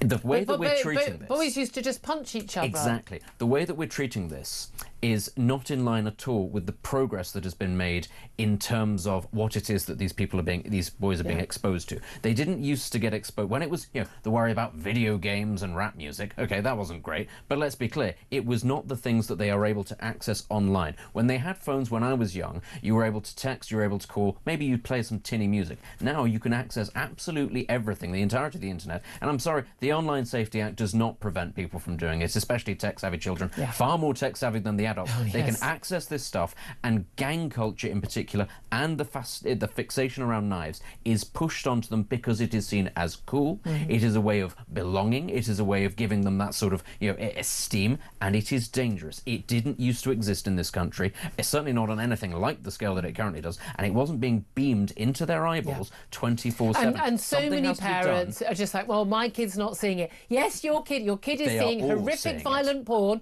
your kid is seeing violent killings, gruesome, horrible stuff. And if you think your kid isn't seeing it, you're living in cloud cuckoo land. And this is the other thing. We're talking here about knives, we're talking about gangs, as you just said there, violent pornography, but it's also self-harm. It is people promoting eating disorders, and it is, of course, the trans thing. All of this is stuff, happening. And trust me, it is your kids seeing it. They see it all the time, and we shouldn't really be surprised that children are growing up with huge problems when that is, at these formative, very delicate moments of their lives, that is what they're being subjected to, and there is almost no oversight. It might sound very fusty.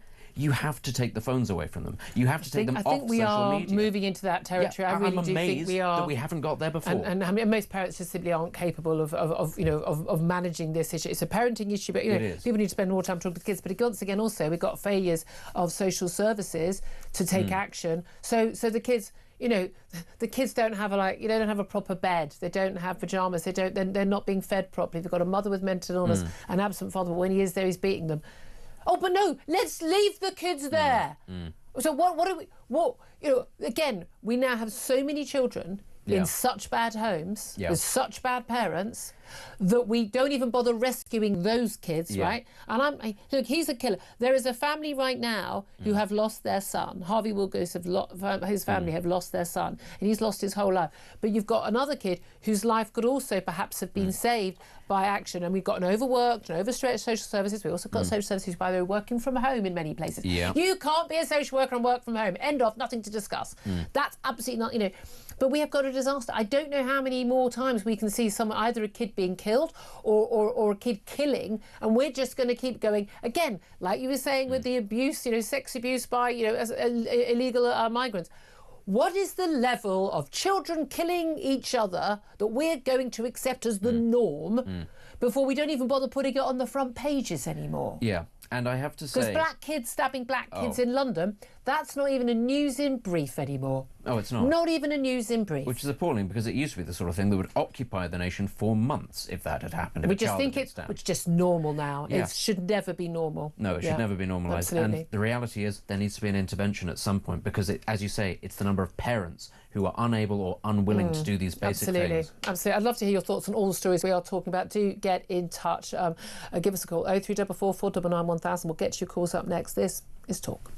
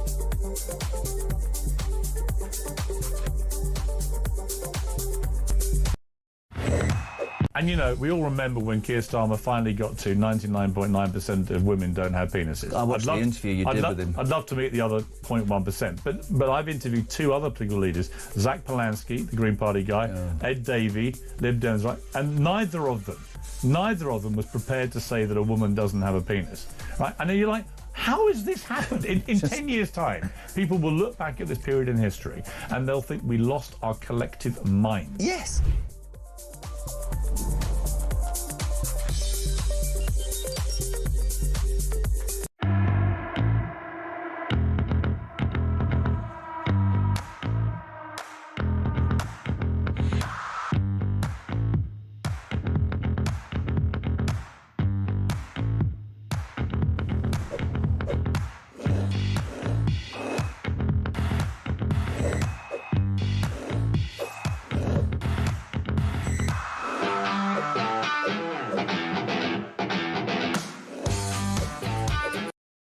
Across the UK, on DAB+, on your smart speaker, on your smart TV, and on your side.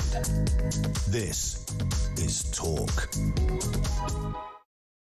Good morning. Welcome back to the show. 11:29 is the time. I'm Julia Hartley-Brewer. Benedict Spence still with me, and you are on the phone lines. 0344 499 1000. Lots to talk about today, but certainly the most I want to hear about really is this 1 in, 1 out migrant returns deal, which was 17 in, 1 out. We've only got rid of 42. And then one of those 42 has already come back again, just 29 days after we got rid of him, and he's back in the country. I mean, how many times are we going to do this? Are we doing the migrant hokey-cokey now? Let's talk about this with Scott, who's called in on 0344 499 1000 to have his say. He's in Manchester. Scott, good morning to you. Good morning. I cue the Benny Hill music, isn't it, really? It is. It is. I'm still feeling about what Tom Cleverley this morning as well, which basically, I don't mind saying, I voted Tory all my life. James Cleverley. James Cleverley, yes. Sorry, James Cleverley, yeah. I'll never vote Tory again. It just showed that there's no will to sort this out. From the Tories were in power for obviously for a long over a decade, did nothing. This government's going to do nothing. We're about to get slammed with extra taxes to pay for this. Yeah. The solution is you've got to leave the ECHR. Mm-hmm. And Tory leader chose on her. The election promise was she wouldn't do it. It's funny she's trying to change her mind now, so I've got no faith in them. Well, Kemi Badenoch wasn't the leader, to be fair, at the last election, but yeah, she's come round to they'd leave the ECHR now, but only because Reform have promised it first. Come on. Yes. So the solution is you have a ferry. And you basically pick the people up and you take them to an English protectorate, an English-owned land called Ascension Island. Yeah. And as soon as they're there, the message will get loud and clear that we're not taking any messing anymore. Yep. The country's going to be bankrupt the way we're going on, and obviously more importantly, people are getting. Obviously, there's a threat with people coming in that we don't know who we're getting. And when we're talking about the grooming gangs, there's a link somewhere in there. And on that one as well, I think we should have Maggie Oliver. Would give us faith in the procedure. Yeah, I'm happy with anyone that Maggie Oliver's happy with, because I trust her, because someone who actually was a whistleblower who quit her job. But I really did think that Jim Gamble, who we spoke to earlier, although he was a former, very senior police officer, I think that his track record, and he quit from his organisation when they when they weren't doing what he felt they should be doing. I think he's someone who would speak truth to power. I really, really do. Yeah. But we need to get this sorted rapidly. We really do. Scott, I couldn't agree with you more on all fronts. Thank you so much. Georgina, the magnificent, wonderful Georgina, is in London, of course. You don't know who she is. And she's on the line. Georgina, off you go. Good morning, my darling. Good morning, Benedict. I knew from the very beginning, Julia, that this 1 in, 1 out policy would be another Labour gimmick and a disaster. It's merely a revolving door of illegal migration and incompetent government and civil service. This incompetence, Benedict, I also lay at the prior Conservative government's door. The only steadfast solution at this point to the migration crisis is all out none in. Yep. We have been witnessing the tsunami of illegal immigrants who have broken into our country and are depleting our resources like a plague of locusts, Julia. We've been left wanting basic needs like doctors, dentists and hospitals, whilst the migrants are being given attentions that they are not entitled to and have not earned. These people should be processed quickly and returned without delay. No excuses. This cannot continue. The Home Office and the government have shown time and again that they are not fit for purpose, and I think they have forgotten that they are indeed public servants. Yep. And they are here to do our bidding for and on behalf of the British taxpayer. They are not here in their positions for their own benefit. We are a sovereign nation. We are privy to our own laws and our own rules. We do not have to abide by any EU legislation. The sooner this government realise this and start acting for the benefit of our country, the better things will be, and the sooner our economic recovery will be. Yeah, but they won't do any of that because they don't really think it's a problem. They're only doing the basic bare minimum because they know they get bad headlines. Well, we need to get out of the ECHR, Julia. I don't think that solves it. It's a necessary, but I think it was the phrase necessary but not sufficient thing for us to do. We've got a load of woke lawyers running the country. We are. I don't think that's going to solve the issue. I really, really don't. But look, I'm with you on all other fronts, Georgina. I really am. I feel the frustration.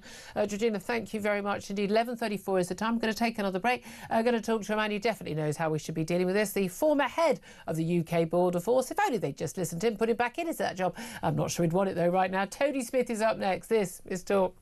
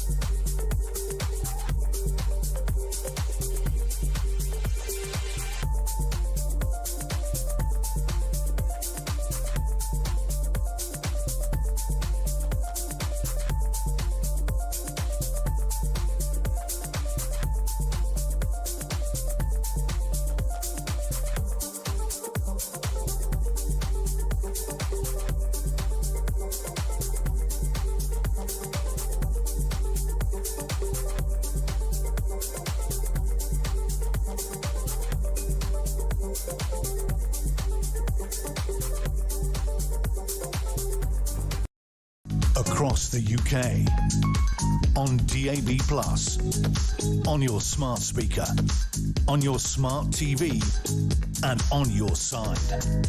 This is Talk. Good morning, welcome back to the show. 11:37 is the time. I'm Julia Hartley-Brewer. Benedict Spence still here, joined now by the former head of the UK Border Force, sadly not the head anymore, Tony Smith, to talk about, of course, you guessed it, the farce of the one-in, one-out migrant returns deal, which has led to only 42 illegal migrants being sent back to France. We've paid for their airfares and the people who went with them, don't you worry, plus all their accommodation and their costs when they get back to France. And we've paid, of course, for people to be sent here from France, plus their families. And that's all that's happened, 42 the last couple of months. Meanwhile, thousands upon thousands more have arrived illegally on boats who have not been sent anywhere and not been detained. But yesterday we learned that one of those 42 detainees, an Iranian man, has gotten another migrant dinghy and come straight back to the UK. It's an absolute joke. You'd have to cry if you didn't laugh. Tony Smith, what do you make of it? Bad day for the government yesterday, Julia. This news breaking of a returner, first one that we know about, and record levels. This year's total now surpassing last year's total with a couple of months to go. Not good news at all. I am worried about the merry-go-round, Julia, because I have had reports of others that have gone back to Paris. We now know a little bit more about what happens, and it doesn't surprise me what happens because I've returned people to France myself in the past, is the French don't really do anything with them. They don't take any enforcement action against them. They will just simply release them into pretty squalid conditions where they're back in Paris in the suburbs and back mixing with the people they were mixing with in the first place. Yeah. And the grooming gangs, sorry, not the grooming gangs, sorry, and the smuggling gangs. Exactly. So, I think this chap is now saying, from what I'm hearing, he's saying, we can't send him back to France again because they're so awful to him, Julia. He feels he's being threatened by the gangs. Yeah, so what's that then? Is that a breach of his human rights? Probably. A lawyer now coming in with a fresh claim for human rights for this poor chap because the French released him into Paris, which is a pretty nasty place, which just shows you what a mess we've got into with these claims that are being lodged by boat arrivals for asylum, human rights. Paris is not a great place, some parts of Paris, or some parts of London, are they, Julian? So we got, so I think we really need to reset what we're talking about here with our courts and say, look, France is a safe third country. The whole of EU is safe. We've established Albania is safe. I think we need to establish a lot of these countries are safe. Some are not, and some are fleeing persecution. And for those cohorts, we need a Rwanda. We need to go back to saying you will be detained, and if we cannot swiftly send you back to a country because you say it's not safe, then you're going to go to Rwanda. And we passed an act, or the last government passed an act, the Safety of Rwanda Act. We signed a treaty with them which guaranteed their safety, and they could stay there whether or not they qualified for asylum, and their safety was guaranteed. And what did this government do, Julia? The first day they got in, before they got in, they were singing a manifesto about the Rwanda plan. We're going to sort all this out. They've had, 15 months or more? You can't keep blaming the previous administration. This is your watch. Your legacy will be how you have delivered on those numbers. Yeah. And that's the thing. The reality is it's not been a top priority for Keir Starmer. An awful lot of Labour voters, a lot of Labour MPs, don't think that, illegal migration or mass legal migration is an issue, apart from the fact that voters in a lot of their red wall seats do think it is. So they're kind of doing this because they think they ought to. Their hearts aren't in it. I got the impression that quite a lot of the Tories who were trying to do something about this, the Suella Bravermans and others, their hearts were in it, but they still couldn't do it. So what hope is there for anyone to get it done? Yeah, well, we did give some advice to the previous government on the Rwanda plan, Julia. We were asked what we thought of it, and you're right that there wasn't the political will at the very top of the Conservatives to go as far as they needed to. So people like Rob Jenrick, Suella, who were in the Home Office, were saying, look, we need to go a lot further than the Illegal Migration Act, not simply disallow asylum claims, so we need to do something about human rights and slavery. They were right. We said, yes, that's right, you do. But they did not get their amendments accepted, if you remember. And they both left the Home Office. And so the Home Office was left in this sort of limbo where the leadership, the top of the, the cabinet, were not totally committed to the idea of detention and removal. Why aren't people? This is the thing, because this is, apart from the sort of like, if you're not personally affected by it, then it won't really bother you. I mean, I'm not directly affected. In one of my, in fact, the only local hotel, walking distance from my home is now an asylum hotel. And I've got to say, I found out when it became an asylum hotel. And if you look at the uplifting crime in my area, seems to tally just quite closely, actually. It really does. But other than that, I'm not directly affected by this, other than the fact that I pay taxes and my taxes are going on this. But why don't they see how this does directly affect people, how it does impact people in, like, for instance, low-skilled low-skilled, low-wage jobs who are now competing with people who work illegally for housing, even if it's like the worst sort of bedsits. You know, lots of us have had our time in our really cruddy bedsit years when we were on the way up, and the rents for those impossible if you're competing against illegal asylum seekers, people who were living near these hotels, the children, the girls, the women who are getting harassed, the victims of the crime. Why don't they understand that people's concerns are legitimate, that we don't want thousands of undocumented men of fighting age coming from countries whose cultures are vastly different to ours, who may well and often do pose a risk to us? Yeah, I think they grossly underestimated the impact on the communities, Julia, where the asylum seekers are going into. And we've seen, haven't we, in the last year, increasing unrest in communities for very legitimate reasons, actually. Yeah.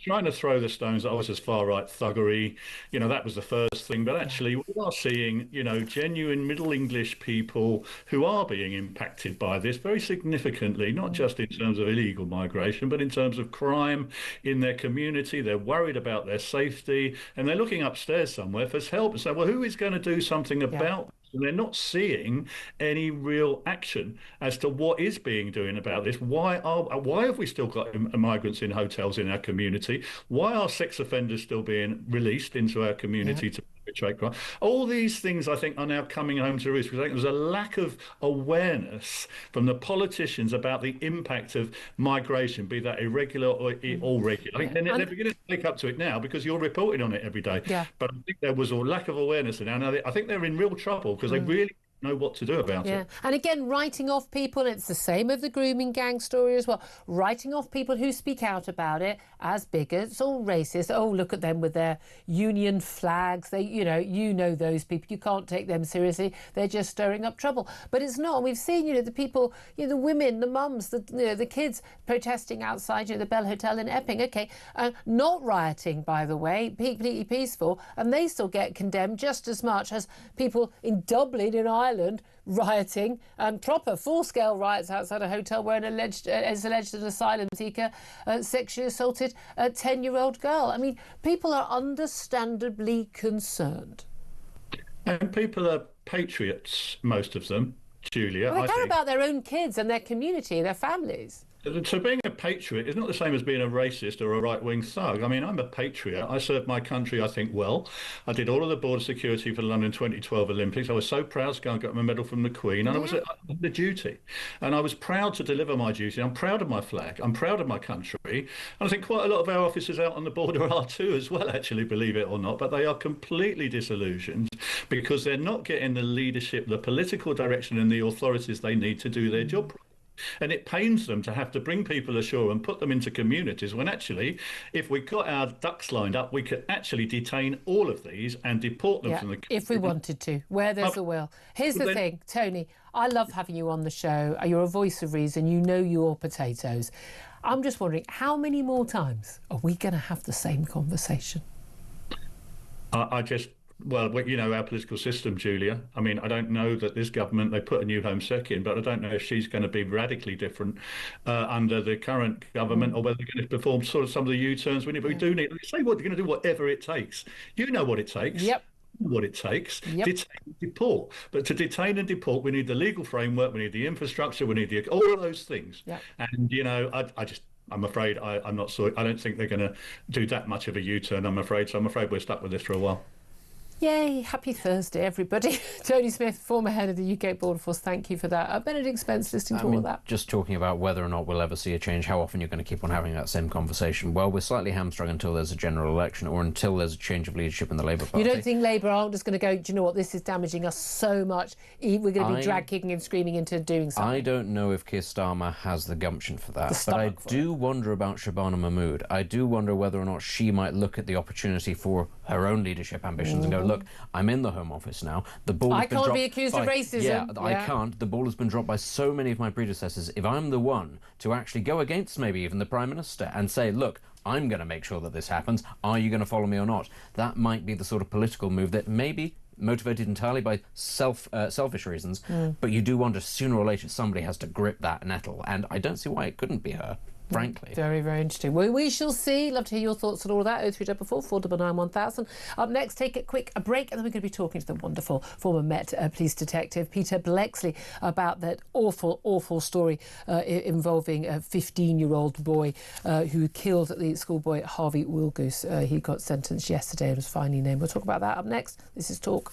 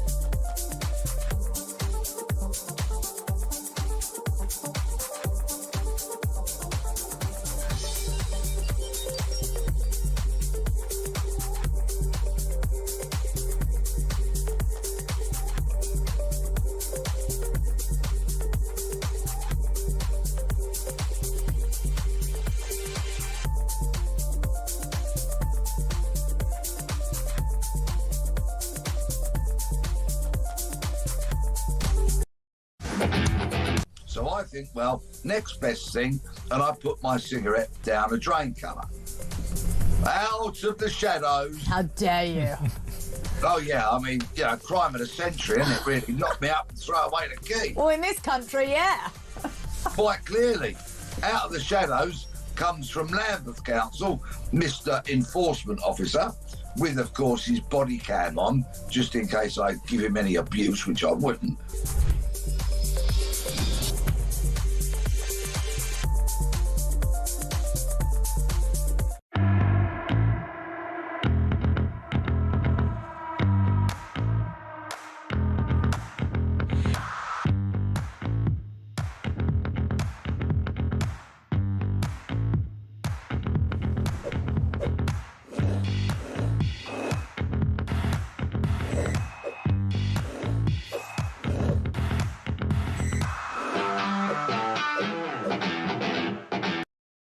Across the UK, on DAB+, on your smart speaker, on your smart TV, and on your side. This is Talk. This is Talk. Welcome back. 11:51 is the time. I'm Julia Hartley-Brewer. We are the home of common sense. Let's get some more common sense, as we always do, from Peter Bleksley, former Metropolitan Police Detective. Good morning to you. Good morning. Thanks for joining us. I wish you were joining us under happier circumstances. We rarely are speaking under happy circumstances, as you know, though. I want to ask you, first of all, about Mohammed Umar Khan. He is the 15-year-old who's finally been named at his sentencing for 16 years minimum behind bars by a judge after he stabbed another boy to death at school. This was Harvey Wilgoose, aged 15. That story hit the news in February when, basically, in front of pupils in their lunch break, a 9-second confrontation. The boys had apparently been friends and had a row on social media. There were claims of bullying and the like. And during their lunch break at All Saints Catholic High School in Sheffield, the knife-obsessed, apparently, Mohammed Umar Khan took out a huge hunting knife and stabbed Wilgoose in the heart, killing him in his lunch break at school. The story is so horrific and awful, and yeah, it did make the front pages at the time, and lots of people reporting it now. But once again, we've got a young man, a young boy, who has known to have been carrying weapons, had an interest in weapons, concerns about his home life, and nothing was done. We're in Axel Rudikabana Southport attacker territory here, aren't we? Rest in peace, Harvey. Yes, there are many, many dreadful aspects to this crime. Mohammed Umar Khan, a savage who took this lethal weapon in the school, knowing full well the capabilities of it and his actions, of course, and took young Harvey's life. For me, one of the most irritating aspects is the pathetic, unduly lenient sentence of only 16 years that he's got. A minimum of 16, granted, but he could be out on the streets of Britain as a fertile man at the age of 31, free to meet a partner, raise a family, be a grandfather, even a great-grandfather, all the things denied to Harvey, and so many of those things denied to Harvey's siblings, his parents and his grandparents. It is utterly scandalous, and what we need to do is abolish the Sentencing Council, because if this lamentable body is handing down recommendations for sentences like this, then it is clearly not fit for purpose and needs to be unceremoniously thrown in the bin. Well, yeah, I've got no time for the Sentencing Council. Again, I don't want unappointed, unaccountable people making any of the big decisions in our country at all. Here's the thing, though. He was a boy. There's loads of evidence that was presented in court that he had a pretty abysmal home life. Well, no excusing that. Lots of people have an abysmal home life and don't stab people to death. So, we're not making excuses. But that there was neglect. There was children were malnourished, mothers mentally ill, mental health problems. Dad barely there, often in Pakistan, where he hailed from. But when he was there, he was beating the children for the most minor indiscretion. Social workers called in. Children didn't have pyjamas. They weren't fed properly. They didn't have sheets on their beds. Life at home was pretty darn grim. The child had an obsession with knives. The mother at one point had told the school, I found a knife. They alerted authorities. Social workers knew, the school knew, everyone knew, and once again, nothing was done. Isn't that the real problem, that actually this child, who is a criminal, was also a victim at the same time? It is one of the many failings about this case. Yes, social services, the school, lamentable and absent parenting, but we hear these stories again and again and again. I have a new suggestion for you, Julia, if I may just focus on the sentencing once more for a moment. If I'd been the judge, I would have sentenced this boy to at least 30 years in jail, and then, as long as he had admitted his guilt, recognised his wrongdoing, was repentant and had behaved himself in jail, say, for example, he was then 45, 46 when he was released, I would make that subject to a new condition that I'm going to run past you. And that would be that his release would be subject only if he willingly underwent a fully irreversible vasectomy. Now, you know what, Peter? I'm going to disagree with you here. I genuinely, I don't... That is not how our system works. He is a child. What he did was awful and heinous. But I don't think the sentencing here is the issue.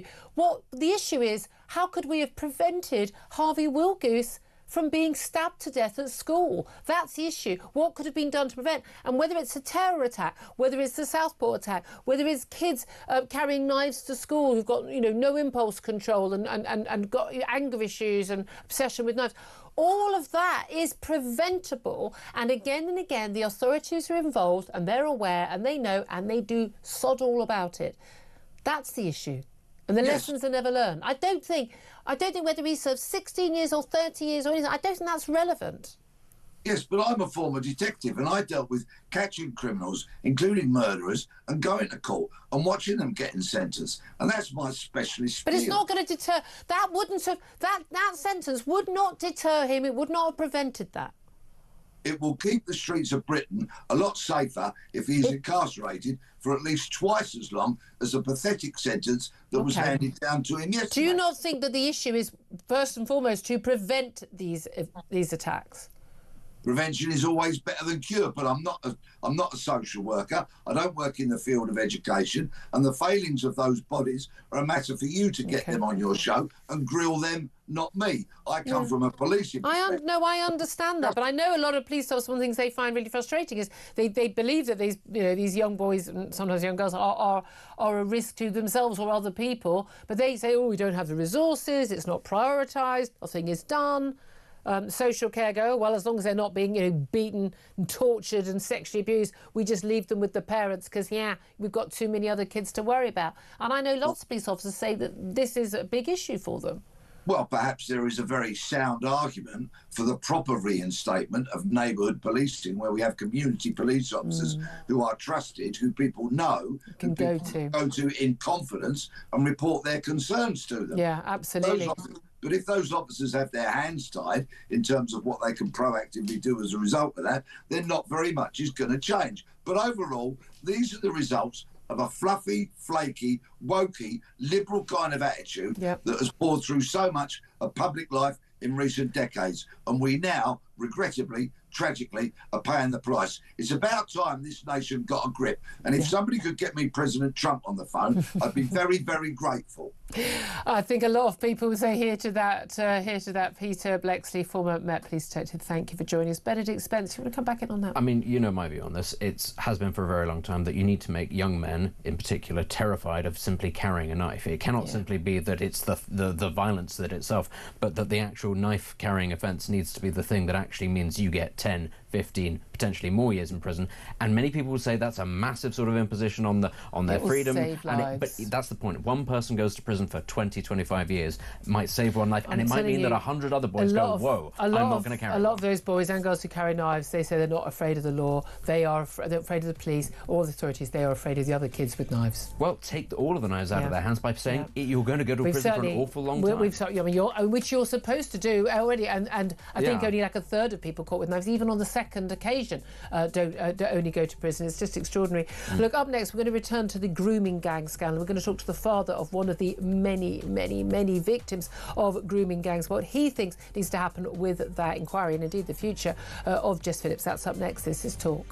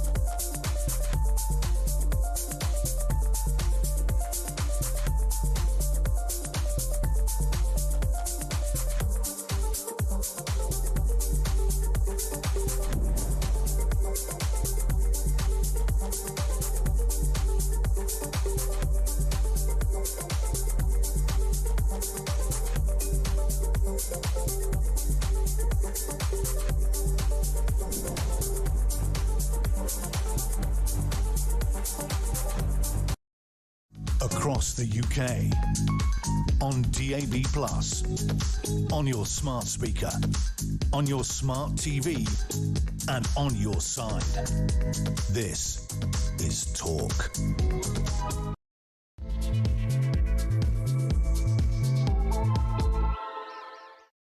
very, very good afternoon. Welcome back to the show. This is Talk. We are the home of common sense. I'm Julia Hartley-Brewer, and whether you're listening on DAB Plus radio or on your smart speaker, whether you're watching on YouTube or your connected device, thank you so much for your company. If you miss anything from the show, I'm with you between 10 and 1, Monday to Thursday. You don't forget you can go to my YouTube page, the Julia Hartley-Brewer Show. Hit subscribe.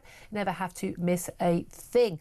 Coming up in this hour, 4 survivors of grooming gangs who quit the panel set up as part of a public inquiry into the scandal have demanded that Jess Phillips resigns as Safeguarding Minister at the Home Office after she accused survivors of lying when they claimed the scope of the inquiry could be watered down to basically undermine the fact that most of the perpetrators were Pakistani heritage Muslims. Now, the grooming gang inquiry has also been branded toxic by the man who was a front-runner candidate to lead it. Jim Gamble, as a former police chief and international campaigner against child sex abuse, he withdrew as a candidate to chair the inquiry after victims said they'd lost confidence in the process. And we spoke to him a little bit earlier. We're also going to be talking more about the one-in, one-out migrant farce. Plus, Donald Trump has hit Russia with fresh sanctions on the country's energy sector after the US president cancelled a meeting with Vladimir Putin. On Wednesday, the White House announced it would target 2 of Russia's biggest oil companies, that's Rosneft and Lukoil, to degrade the Kremlin's ability to fund its war with oil sales. Plus, the NHS has been given the green light to make patients wait longer. Why? Well, because it will save money. We'll talk about all of that coming up. Benedict Spence is still with me. He's a Conservative commentator joining me for the whole show. Afternoon to you once again. Before we go to our first guest in this hour, I just want to bring you some latest news. Now, we've been talking about, have we not, an asylum seeker? We're talking about the absurdity of people who've broken into this country illegally being sent back to France on an exchange scheme, effectively. And then we've had one who's made his way back here that we know of, probably others. We've also got this third situation again and again of people who've been put into these migrant hotels or into houses of multiple occupancy at great expense to the taxpayer, being accused of, or even going to the point of being convicted of, serious crimes, including sexual assault and violence, and nothing happening. Certainly working illegally, well, that's certainly a crime. We know all the working on the delivery bikes, the Uber Eats bikes. We had an asylum seeker called Kayser Al-Aswad from Syria who sexually assaulted 3 women, and he was living in an asylum hotel in Surrey. This is back in May and June this year, and he assaulted 3 separate women over those months, riding on his bike, grabbing women. Just outrageous, but spared jail again. And now we've just had a news story.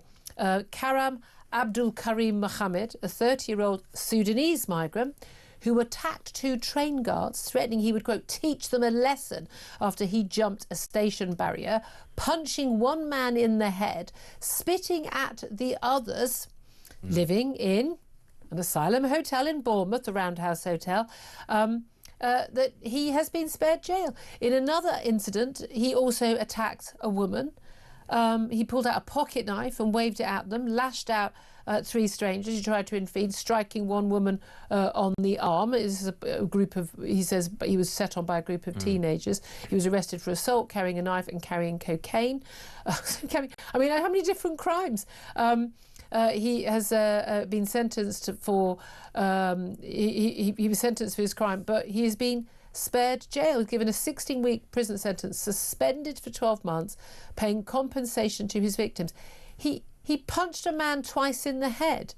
He attacked him in another incident. He was carrying a knife, carrying cocaine. Apparently he was wearing a pair of Nike Air Jordan 4 trainers, which apparently sell for 300 quid. So he's obviously doing all right as an asylum seeker, isn't he? The cash he's got when he was being sentenced, and for some reason he has not been sentenced to jail.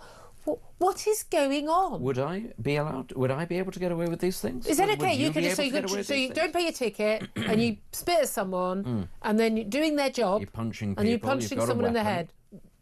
I mean, I think doesn't Orwell literally write about this, that the state would say that for certain people that they can get away with things because it's almost expected, but for people like you and me, well, it's a much worse crime because it's terrorism. Yeah, we have had cases of men, asylum seekers from countries like Afghanistan and Syria, and when they have committed sexual assaults, their defence has been, I didn't know I couldn't touch her. I'm sorry. I didn't know it wasn't okay because she was only 14. It is not racist, bigoted, backwards or anything to say there should be a zero tolerance approach to everybody in this country, whether you're a citizen or not, an asylum seeker or not, a refugee or not, that these are basic things that before you rock up here, you should understand, no, it's not acceptable to behave this way, and they will kick you out if you do. Why are we one of the only countries that we even have the conversation about, oh, well, that's not part of their culture, they don't know? No, first flight out of here. I don't understand. Here's the thing, it's not part of your culture. It's among the reasons I don't want you here.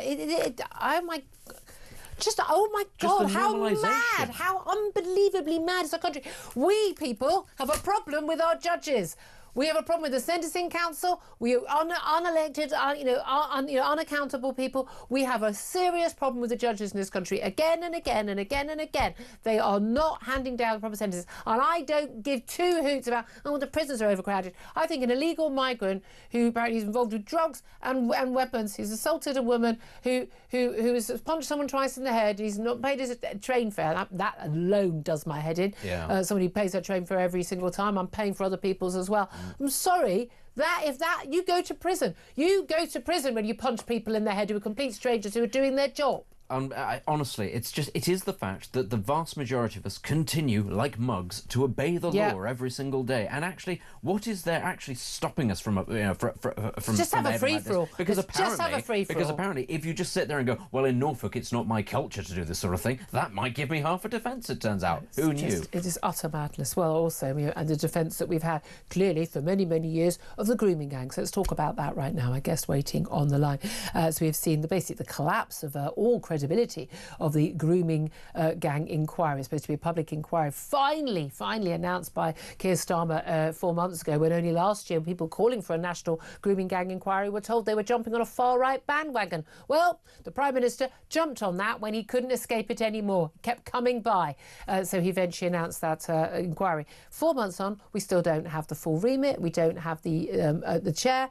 And we've got the last two candidates, the last 2 days, who were the front runners to be the chair, pulling out and saying, we're not going to do this, the whole thing is too toxic. We've also had, crucially, 4 members of the panel representing the victims, the survivors of the grooming gangs, pulling out, resigning very publicly and saying in a letter, all 4 of them signing the same letter, they will not return to the panel unless certain conditions are met, and they will include the Home Office Minister for Safeguarding, Jess Phillips, resigning from her job.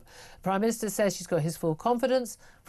Well, good luck with that. So did Angela Rayner and Peter Mandelson, so we'll see how long that lasts. But where are we at with this and what should be done? Well, let's talk to someone who knows far, far too well the full repercussions of what goes on in these cases. He's Marlon West. He's the father of a grooming gang victim himself. Good afternoon to you, Marlon. Hi. Thank you so much for joining us. I so appreciate this. Now, it was your daughter, Scarlett, who was a victim of the grooming gangs. Before we talk about the inquiry, would you mind please telling my audience a bit about what happened to your daughter? So Scarlett was, what I would like to say, before she was groomed, academic at school, top sets, owned her own horse, just a general teenager. She was lovely. Yeah. And overnight, her character changed from being groomed. So she was 14 years old. She was, and I am really summarising this, she was groomed and she was trafficked all around the UK, mostly Trafford. I got very little support from Great Manchester Police. Did you know? Or when did you know? When did you realise? So my background professionally, I'm a qualified registered mental health nurse. So I have had dealings with it in the past, and I quickly picked up on it. Something's going wrong. Yeah. Something's going wrong. You know, usually school night, she'd be in bed at 8 o'clock.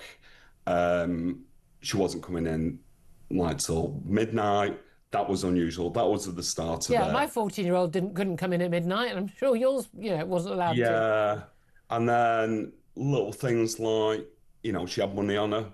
I gave her spending money, and teenagers being teenagers, it burnt a hole through the pocket, and she still got money. So I started picking up on this.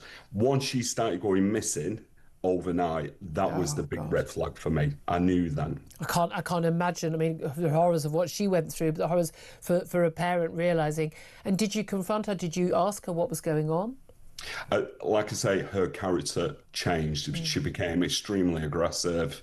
I was trying to keep her in the house. Yeah. She'd be attacking me. She'd never been physically aggressive, swearing at me, never swore at me before. So the character and the aggression. And then I could start smelling cannabis on her, and I knew there was drugs involved. And you couldn't. Oh, I think we've lost the sound briefly. I do apologise, Marlon West. Okay. We got you back, thank you. Okay. And there'll be parents, before we go further off this, but there'll be people listening to this going, why didn't you keep her safe? And what do you say to that? So... easy to say, right? Well, no, not really. I was, to some extent, what I call being a parent and safeguarding her and stopping her, physically stopping her from going out of the house. When I went to social services and asked for their support, and they did get involved, they told me in front of Scarlett that your dad cannot physically stop you from going out of the house. Brilliant. So they absolutely depowered me. And as I will still say to this day, if they hadn't have done that, it would have never been as extreme as it was. Yeah, I mean, that's the worst bit, because, my thing was like, you know what? I'd tie my daughter to her bed. Yeah. I would physically, literally, I would lock her in a room, put bars on the window, you ain't leaving, and then you'd have been in prison, and then you'd be helpless. Yeah. I can't even imagine what you've gone through. She's now an adult. She's now safe, but presumably damaged for life by this horrific experience. So, yeah, she's 20. Yeah. One of the things she really dislikes is the term survivor, because what she says is, I'm not a survivor, Dad, because I'm still living with that trauma every single day. So she says, how can I be a survivor? Because I haven't survived anything. Yeah. Like, Scarlett is on the panel, the National Inquiry panel. She wants to remain on it. And I am so proud of her, because I asked her, so why do you want to remain on it? Because she agrees with the other survivors. She said, because I don't want anyone to go through what I went through. Yeah. And she said, what other option have I got, Dad? This is the only option that I can make any positive change. It's an incredibly brave thing to do. So she understands the concerns of the 4 panellists who've left, and we spoke to Maggie Oliver, I'm sure you'll know, as the Rochdale whistleblower, as a former police detective, and she says that actually there are many others who were very concerned as well. She understands their concerns about the sort of toxic culture and being told by Jess Phillips, no, that's not true, we're not trying to water it down. But she's chosen to remain on the panel. Why? Because she, like I've just said, she wants to make positive change. There's no other option out there. I understand that, but doesn't she? Arena. But is she not worried about the watering down? And we've had reassurance from the Prime Minister and the Home Secretary that it won't be watered down and there will be a safe remit. And... Yeah. She agrees. It's being diluted. She finds it, and this does concern me with any of the survivors what will remain in it. She finds it very stressful as well. And I think as a parent and a campaigner for parents, this is really concerning to me, because I don't think survivors should have this responsibility, especially within the media. That's interesting, because they've got this is, it's very, very important that they do speak out, and that this inquiry is about them. It's not about anybody else, or Jess Phillips, or the government covering them's backs, or whatever. It's about them, and making sure, as your daughter said, that it doesn't, it is going to keep happening. It's happening right now. We need to stop it happening. We need to get to the bottom of how it's been allowed to happen for so long and how it's still happening now. But you're right, that is an incredible responsibility in reliving it effectively every day. Yeah. What do the others that she's spoken to on the panel, what do they want to happen? One, they want Jess Phillips to resign, which I completely agree with. Why? Because she's not handled it well from day one. I'm not talking just now. I met with Jess before Christmas and after Christmas, pushing for a national inquiry, and she very, very clearly said no. And the only reason why the government have done it, and we all know this, is because of the rapid review what Louise Casey did, right? And no calling it. So I'd already had worries about her. The chair should have been allocated before the summer break. They've been stalling all the time, and now are they stalling, or can they not get everyone can agree on, or enough people, given how toxic this has all become, who is willing to do the job? Possibly a bit of both. I still think the stalling. I don't think they want the factual information to come into the public domain. Unless, again, let's face it, a lot of these councils, and I speak to lots of survivors and families, and most of these areas are Labour-run councils. They are. That's a simple matter of fact, yeah. They're terrified because they know it's going to destroy them. But I think them being transparent will get more respect from the public than not. Yeah, I mean, and that's the thing. I mean, it's really, really simple, isn't it? There is no reputation of a political party or a council or a police force or social services that could possibly trump the safety of girls from being gang raped. I can't even get my head round anyone putting any of those things above that. Yeah. And, come speak to me properly and I'll tell you what I went through. As a father, and how it destroyed the whole family, not just Scarlett. Obviously, Scarlett's paramount, but it's bigger than that. Massive. And Scarlett having the nightmares every night now. You'll do anything for your children. Scarlett should be at university now. She should be looking to the future. Yeah. And unfortunately, I doubt that's ever going to happen. And I'm just one out of thousands. Yeah, I mean, and that's the thing. The numbers are off the scale. Yeah. Who should chair the inquiry? I've said this a number of times. I said it before the summer holidays. I believe it should be a judge. Yep. I don't think, and I know survivors will go against me on this, I don't think it should be a survivor panel. I think they should be in a witness panel. Mm-hmm. And it should be professionals, legal, who should be leading and chairing this. I think possibly a judge from the Commonwealth, somewhere like New Zealand or Australia. A lot of people are saying someone from abroad, but I think that's what they originally looked at for ICSA, for the big sex abuse inquiry, and they ended up I think she basically never turned up. But do we not have anybody? Do we not have anybody in this country we can trust to do this? I mean, again, I would have had a lot of time for Jim Gamble, who we spoke to earlier on the show. He's got a strong track record of speaking truth to power. Yeah, and I've heard really, really nice, positive things about him. Mm. But the fact is, he's an ex-police officer. That automatically.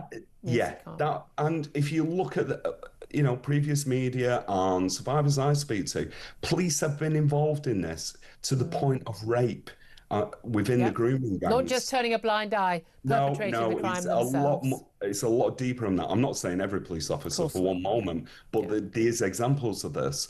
And as far as like a social worker, well, I'll just give you an example of a social worker taking any kind of parental skill away from me. Yeah. And again, I'm not the only one. A lot of parents have experienced this. Yeah. So it is important for the survivors to be involved, definitely, but it needs to be more of a witness panel, and more importantly, which they haven't done, Jess hasn't definitely done, there's no support package with that. Yeah, which, as you said, it's a lot of responsibility on young women who have gone through traumas that most of us can never even allow our minds to even think about. Oh, Marlon, so appreciate you talking to us. And please pass on our very, very best to Scarlett and thank her for the wonderful work she is doing, as you say, to prevent this from happening to anyone else. Marlon West is the father of a grooming gang victim, Scarlett, who's on that victims panel. Benedict Spence, you're not a parent yet. I'm a parent. And that's the thing, you do think as a parent, would you not literally lock your kid in the basement to stop this from happening to them? Well, the thing is, you can't. Yes, unless you're going to become, Mussolini, become a tyrant, then actually, no, you can't. And all you'll do if you do become that person is encourage, acts of rebellion against you, and frankly, quite rightly so in that set of circumstances. Yeah. It's very important, though, to continue to hear these individual stories, as harrowing as they are, as difficult as they are, from parents and the victims themselves. And he said also the whole family, the whole family traumatised. Because, this is the important thing to remember. We're talking about individuals who are having to live with this every day, because it's so easy, as with any sort of great catastrophe, great awful thing, when it comes to to the numbers and you look at the scale of the numbers, it's very easy to miss through this many hundred, this many thousand people. Each single one of them is a person whose life has been ruined, their parents, their extended families, their friends. It affects all sorts of people, and that is what makes the cover-up all the more grotesque. Is it's not just the thousands of girls, it's entire families, and by extension entire communities that knew this was happening were being ignored. What does that say to those people about how their own country, how their own state is going to respond to them? It's an ongoing disgrace. It's not just the girls, it's so many more people that were ignored and were smeared, frankly. And again, it was just happening literally in plain sight. In plain sight.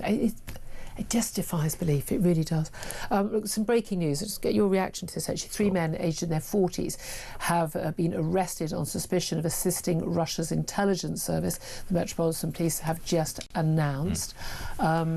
We don't know their nationalities just yet, we don't have any other information as yet, but I guess it's an ongoing issue involving Russia spying on and being involved in nefarious activities in this country. We've got, of course, the China spy case that's just collapsed against 2 men, one of whom was a parliamentary researcher. You know, there is a lot going on. You know, under the water we don't see. Do you know what makes it really easy to spy on other countries? Is when those countries have effectively open borders. And it's one of the things we're actually very good at spying, relatively. I know that this is not the thing you're supposed to say, which is that we're at it. I hope we're doing a lot of spying. Well, this is the thing. The reason why, in fact, there are not lots of people sort of being paraded through Moscow or being arrested is because we're actually quite good at it. But we have to be good at it because Russia does not operate an insane open border policy. And that's a huge country with a huge border, and they don't operate that kind of thing. This country, it almost doesn't matter. Iran, China, North Korea, if they actually wanted to, any of these countries, they can, and they can find. It's not just that they send their own nationals, they don't have to. They find plenty of willing people already in this country who have come from abroad or were born in this country who are disillusioned and don't like the country that they are sponging off and that they're taking from, more than happy to actually spy on their behalf as well. For as long as we continue to have an open border, effectively open border policy, we have to accept that there are going to be people who are going to be able to get all sorts of information far more easily than we do about our enemies. Absolutely. I'm feeling very strongly today that there is a particular kind of creek that we are up, and we definitely do not have a wooden implement to get us out of the trouble we are in. You wouldn't be allowed to. It would upset a nute colony or something, even if you were up the creek. 12:24 is the time. Oh, dearie me, we're going to take a quick break. We're going to get to your calls, lots of you calling in, 0344 499 1000. We're also going to be talking about Trump hitting Russia with sanctions on their oil production. Why was this not done in February 2022, you might ask? And why the NHS is going to be allowed to make patients wait longer to save money. That seems like a good idea, doesn't it? This is Talk, Home of Common Sense.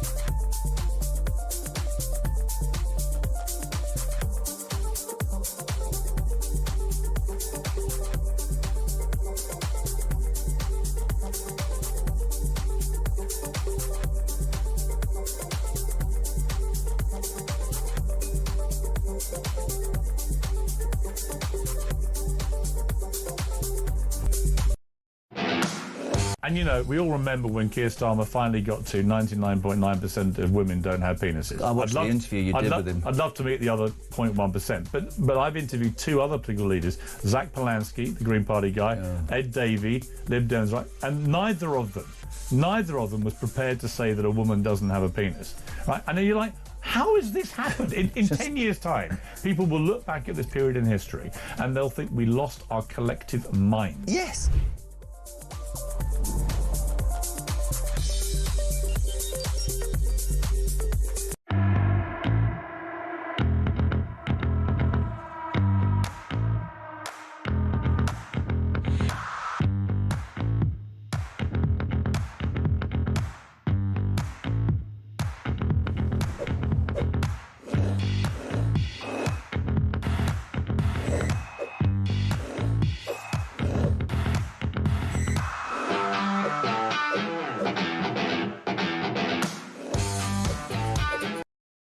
Across the UK, on DAB+, on your smart speaker, on your smart TV, and on your side.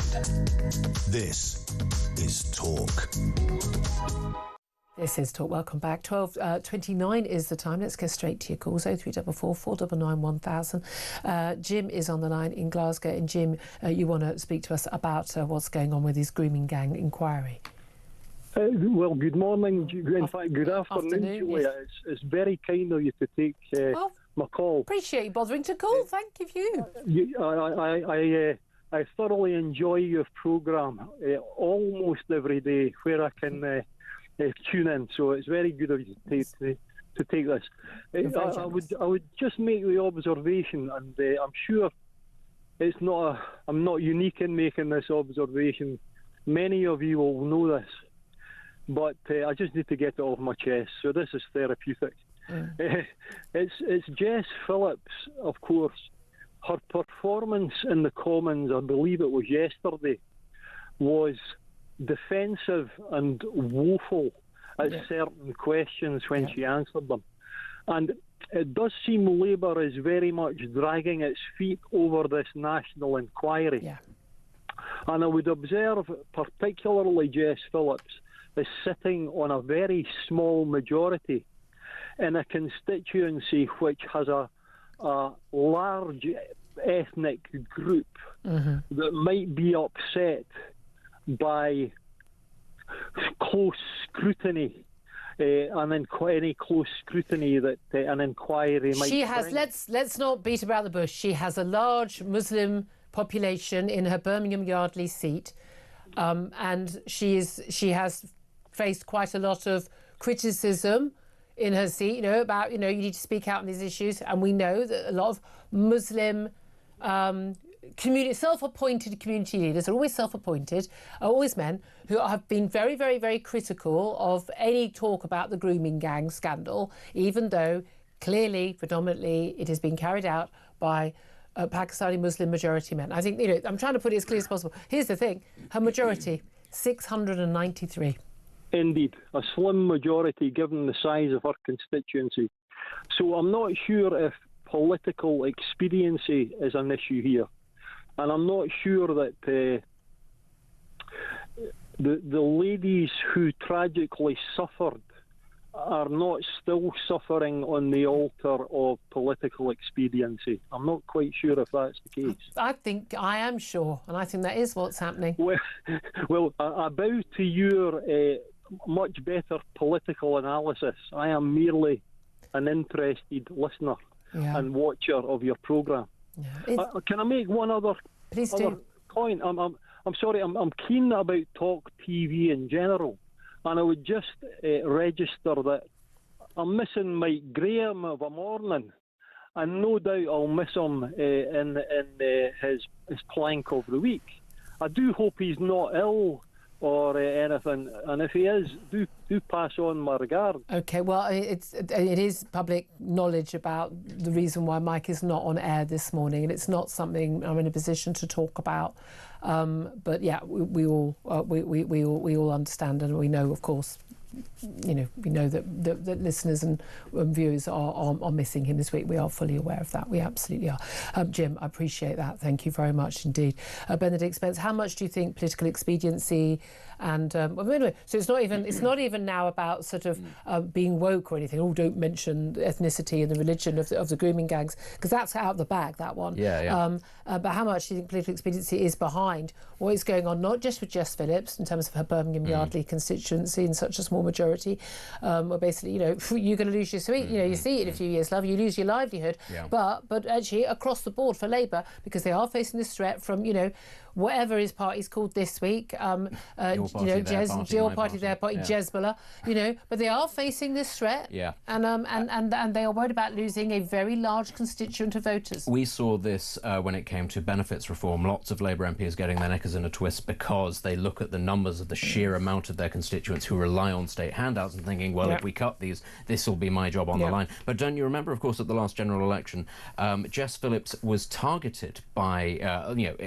sort of political Islamist candidates, the same sort of vein as the Gaza Independents. She came in for a lot of stick and a lot of harassment from them, but she refused to call it what it was. She said it was misogyny, when it was very clearly not simply, it's all men, they dislike Jess Phillips. It was a very specific strain of politics, of religious-based politics, and she refused to call it out even then. So actually, why should we be surprised if political expediency does play a role in this? Who are the men, and why are those men shouting you down, Jess? Yes, exactly. Who are they? But she won't say it. She won't say it. Let's get back to some messages also about the one-in, one-out migrant returns deal, which is utter farce after all of the dingy arrivals. Deported back to France, returned to Britain just 29 days later. It was an absolute joke. What is your reaction to that? Steph says, I called it day one. I knew that they would be back over here. Why wouldn't they, with the land of milk and honey after all? Trevor says, one big joke on the world stage, laughing stock of the world with a clown government in charge. Michael says, they know that nothing will happen if they cross the channel again. They now know we're a soft touch. In a matter of time, the few they sent back will soon be back in the safe haven of the dying UK, probably living next door to us. John says, can we return the Labour government to France? Sorry, John, you've won the internet today. Ellie says there are plenty of build hours for lawyers and civil servants, all for nothing, endless loop. Gavin says, laughing stock of the world, thank you, Labour. A blind man could have seen that coming. And John says it's because he didn't have a digital ID. Thank God we will have zero illegals when digital ID is introduced. Quite right, too. We genuinely are living in clown world. We are living in clown world. 12:35 is the time. We're going to take a quick break, and then we're going to be talking about what is going on in the outside world in terms of willingness to end the Ukraine war. Trump has announced big sanctions on oil production in Russia. Will that make a difference? We'll talk about that up next. This is Talk.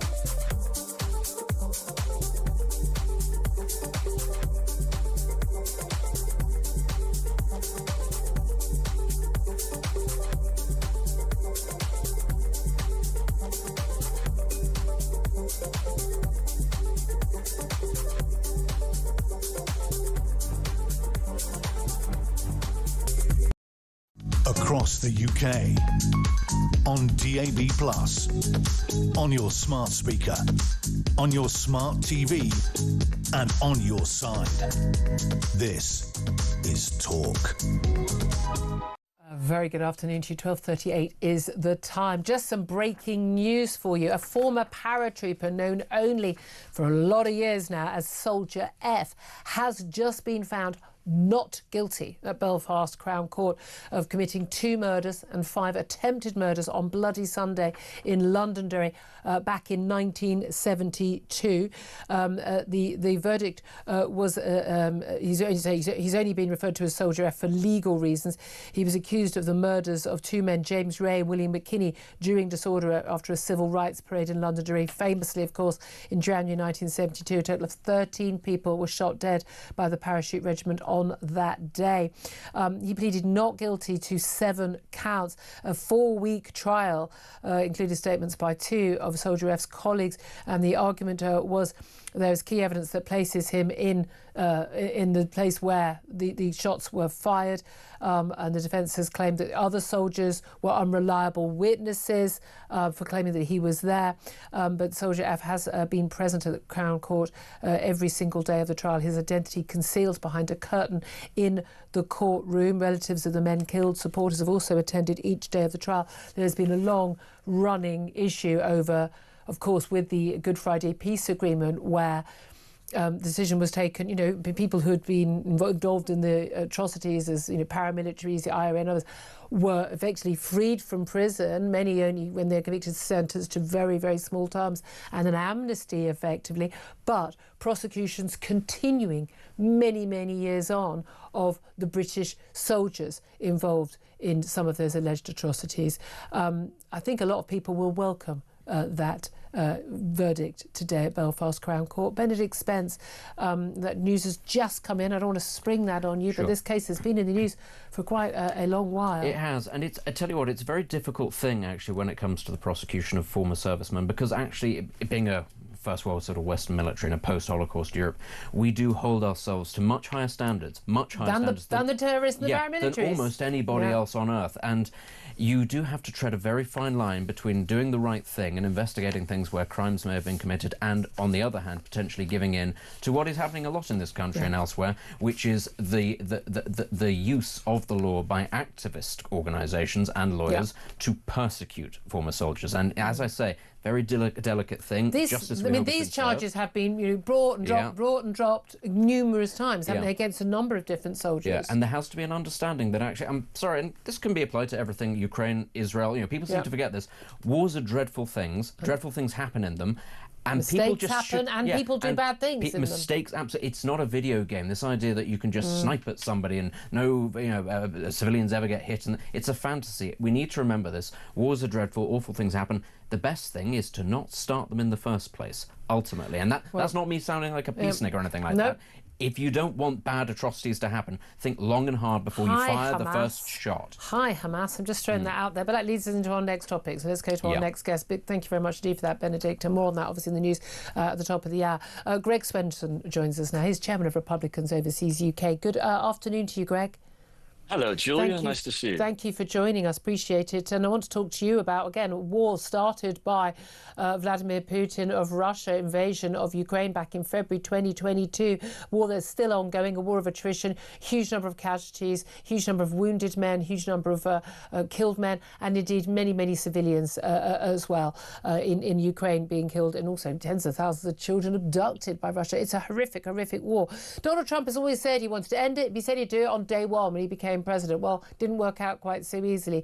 But we've had lots of developments in the last few weeks. I think there was talk about sending, long-range missiles, Tomahawk missiles, to the Ukrainians to help them defeat Russia. Been talk about him having big rows with Zelensky in the White House and insisting he basically has to concede even more territory than Russia's already got in return for a ceasefire deal. A phone call with Vladimir Putin, and then yesterday we got the announcement of some pretty serious new sanctions on the Russians' energy sector, which Donald Trump says could actually really hit Putin's ability to fund his war. Really simple question, Greg. What the hell is going on in the White House?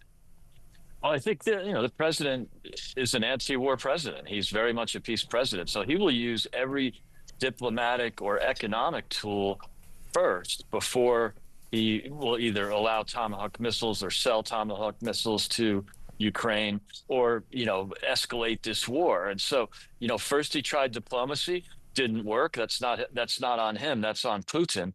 And then, of course, you've had economic sanctions in the past with Russia, but they were pretty toothless during the Biden years and didn't work. I mean, the Russian economy is in trouble, but not severe trouble. They're still growing, and they still have money, although he's depleted the sovereign wealth fund from 130 bill to down to 31 billion or something like that, 117 to down to 31. So, there's some challenges for Putin, but this is something that's much more serious. You saw, oil's up $5 a barrel, probably, I think it's roughly 6%. That is significant. It's like basically half of the oil that's sold by Russia every day comes through two companies, Rosneft and Lukoil. And it looks like, that's by sanctioning those two companies, it takes 2 million barrels a day off the market. Now, India is a big part of that. They're not buying quite as much as China. They're buying 1.6 million barrels a day versus China at 2 million. But I think that's still significant. And with China cooperating here, India cooperating, I think these sanctions will have some legs. Well, I mean, this is the thing. I've always been of view. We know China's an enemy state. I mean, even if, our government doesn't apparently realise it. But I've always found it extraordinary that India just playing along. There we are. We'll buy the oil. I mean, are you whose side are you on? Pick a side would have been my response as a US president and indeed European leaders. But we've also had European countries who've been happily buying the oil. So they're contributing weaponry and money to buy weaponry to send to Ukraine and talking the talk and hugging President Zelensky and saying, isn't it all terrible, condemning Vladimir Putin, and at the same time buying his oil, funding the war against the Ukrainians. Yeah, they're funding both sides. So they bought $22 billion worth of oil last year, most of it in the form of refined products from India. But they know where it comes from. Yes, India buys the cheap Russian oil. They process it or refine it and send it on. And so, the 22 billion was actually higher than the contributions to Ukraine last year. And so I think that's one thing that was really annoying the president. And the president was very vocal about that. He slapped 50% tariffs on India a few months back, and everybody was whining about, his disruptive nature. And he was getting into a spat with an ally. Well, there were some pretty good reasons for that. And look what happened. Modi came around yesterday. They had a phone call and Modi's on board. That's the thing. And that was the only thing that was going to work, wasn't it? But this is the thing. What a lot of people don't understand is people can have their views on where they are in Israel and Gaza. I'm sorry, it seems to me to be as black and white as Ukraine is. And it absolutely stuns me that anyone doesn't get it. In Israel, there is one victim and one perpetrator. Ukraine and Russia, there is one victim, one perpetrator. And yet your president has again and again and again seemed to say, it's like, he said, she said, and Vladimir Putin, we have to help him. He's even, happy, roll out the red carpet for him, giving him a lift in the Beast, his big armor-driven limo when they met in Alaska. A huge victory on the propaganda front for Vladimir Putin when this man has invaded a sovereign democratic nation state. I see that you're playing the clip, or the producer's playing the clip from Alaska, and look, but as I said, the President Trump is he's a peace president. I think that's a load of nonsense. I mean, we're all in favour of peace. Sometimes, if he wanted peace, he could arm the Ukrainians to the hilt and then they could end the war by defeating Russia. That's how you get peace. I'm not sure that they could defeat Russia, even with all the arms in the world. And so this is a stalemate, and everybody knows it. Mark Milley told Biden this 2 years ago.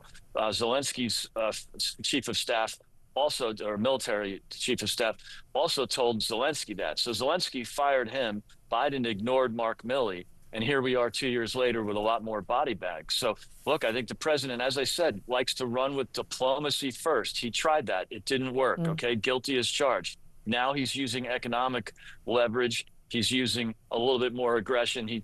He's teased with the idea of Tomahawk missiles. That opens up a couple of other issues that are complicated. And when he did tease it, then Vladimir Putin was willing to meet with him in Hungary. And when he took it off the table, suddenly that meeting disappeared. That tells you everything. Yeah.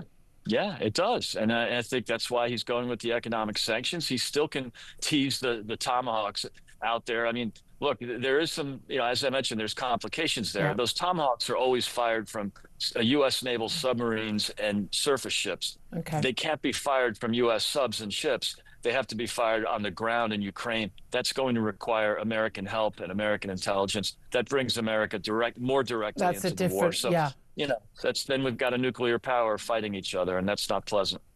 Yeah, I think we are already at war with Russia and everyone needs to get with the programme personally. But I understand those concerns. Absolutely. Greg Spencer, Chairman of Republicans Overseas UK, so appreciate you joining us for that. And we didn't get to talk about the new ballroom at the White House, which apparently is the only thing that Donald Trump actually cares about, knocking down the East Wing. It's quite bizarre. But Benedict, come back in on this issue. I mean, not the ballroom. Not the ballroom. I was just cocked my head there and go, oh, really? That's unexpected. But no, I mean, the thing is, I'm afraid to say, and you know that I feel very strongly about the issue of Ukraine and self-determination. The problem is we are so deep now into the conflict, and Ukraine has lost so much in terms of its manpower, that the assessment that it can defeat the Russians if you just give it the weapons, I don't think that bears out anymore. I think ultimately, you said it yourself, you think that the West is effectively at war with Russia. Yes, I'd agree with that. And I think a lot of Western nations have to hang their heads in shame that they didn't wake up to that early enough. They didn't arm the Ukrainians early enough. Yeah. And when they did, they put all kinds of constraints saying, well, you can't use this here and you can't use this there. That was the thing that did for the Ukrainians. They did a fantastic job, actually, of stymieing the Russian invasion. There was a window in which they could have pushed them back to the point where maybe Russia would have been forced to come to the negotiating table. I'm afraid to say I think that window has long since gone, ultimately, and that is the fault of Ukraine's allies, not Ukraine itself. Okay, thank you very much indeed, Benedict Spence, for that. 12:49 is time. Up next, we're going to take a quick break, and then we're going to be talking about why the NHS is being allowed to let patients wait longer to save money. That's up next with Roy Lilly. This is, of course, the Home of Common Sense at Talk. Stay tuned.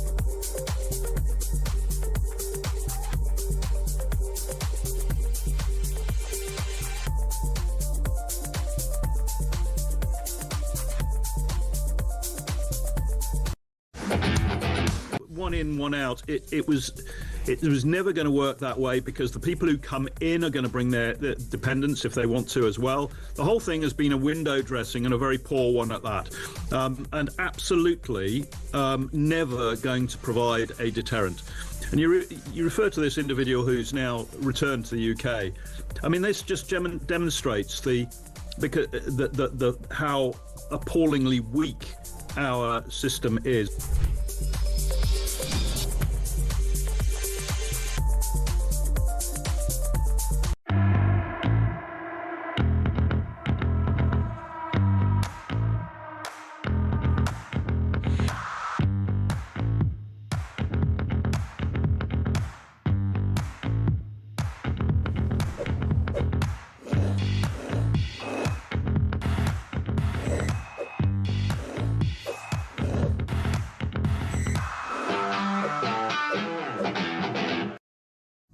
across the UK, on DAB+, on your smart speaker, on your smart TV, and on your side.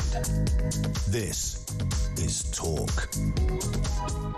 This is Talk, the Home of Common Sense. Just a reminder that breaking news in the last 20 minutes or so, a former paratrooper known only as Soldier F has just been found not guilty on all 7 charges at Belfast Crown Court. This relates to allegations that he committed 2 murders and 5 attempted murders on Bloody Sunday in Londonderry back in 1972. And a statement's being made outside court right now, no doubt more in the news at the top of the hour.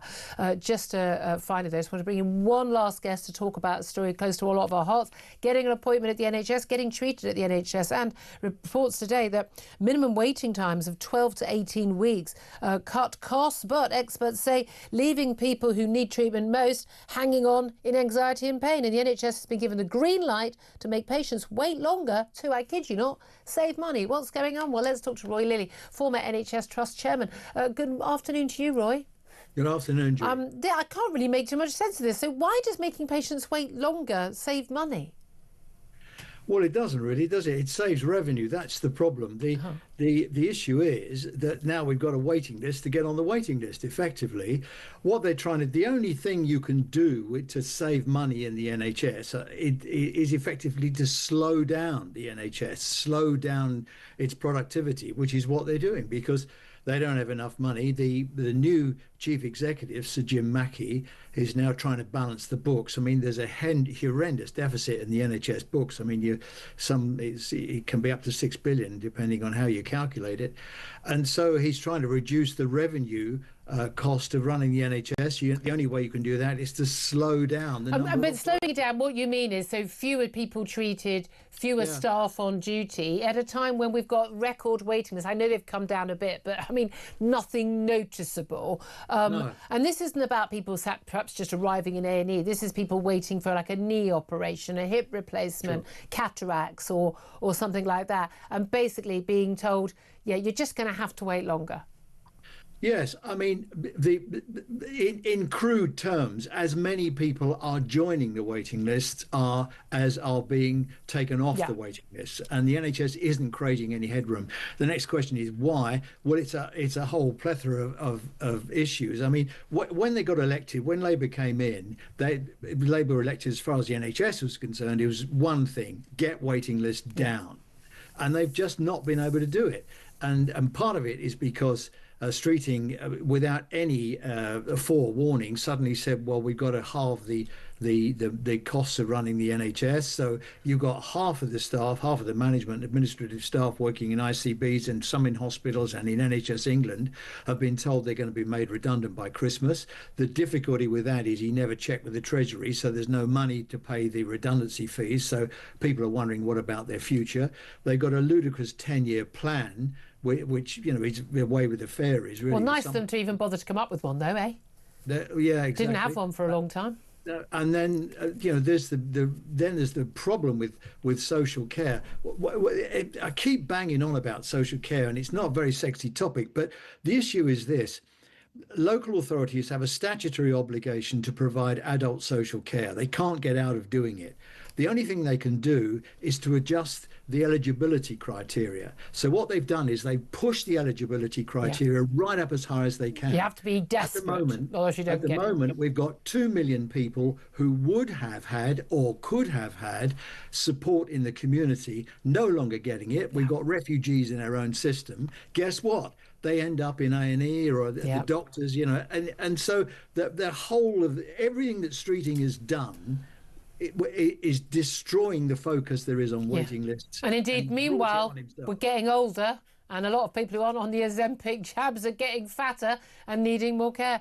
Oh, good. I mean, it's something of a mess. But yet again, not something so easily solved as we were told by Labour before the election. Roy Lilly, former NHS Trust Chairman, of doing a valiant job of trying to explain that. I mean, Benedict Spence, what an absolute disaster. What with everything else that's going on, we almost forget that there's this great big thing called the NHS, which is being reformed with all the dynamism of a beach ball with a puncture. And you think, yeah, as you say, people getting older and older, waiting longer.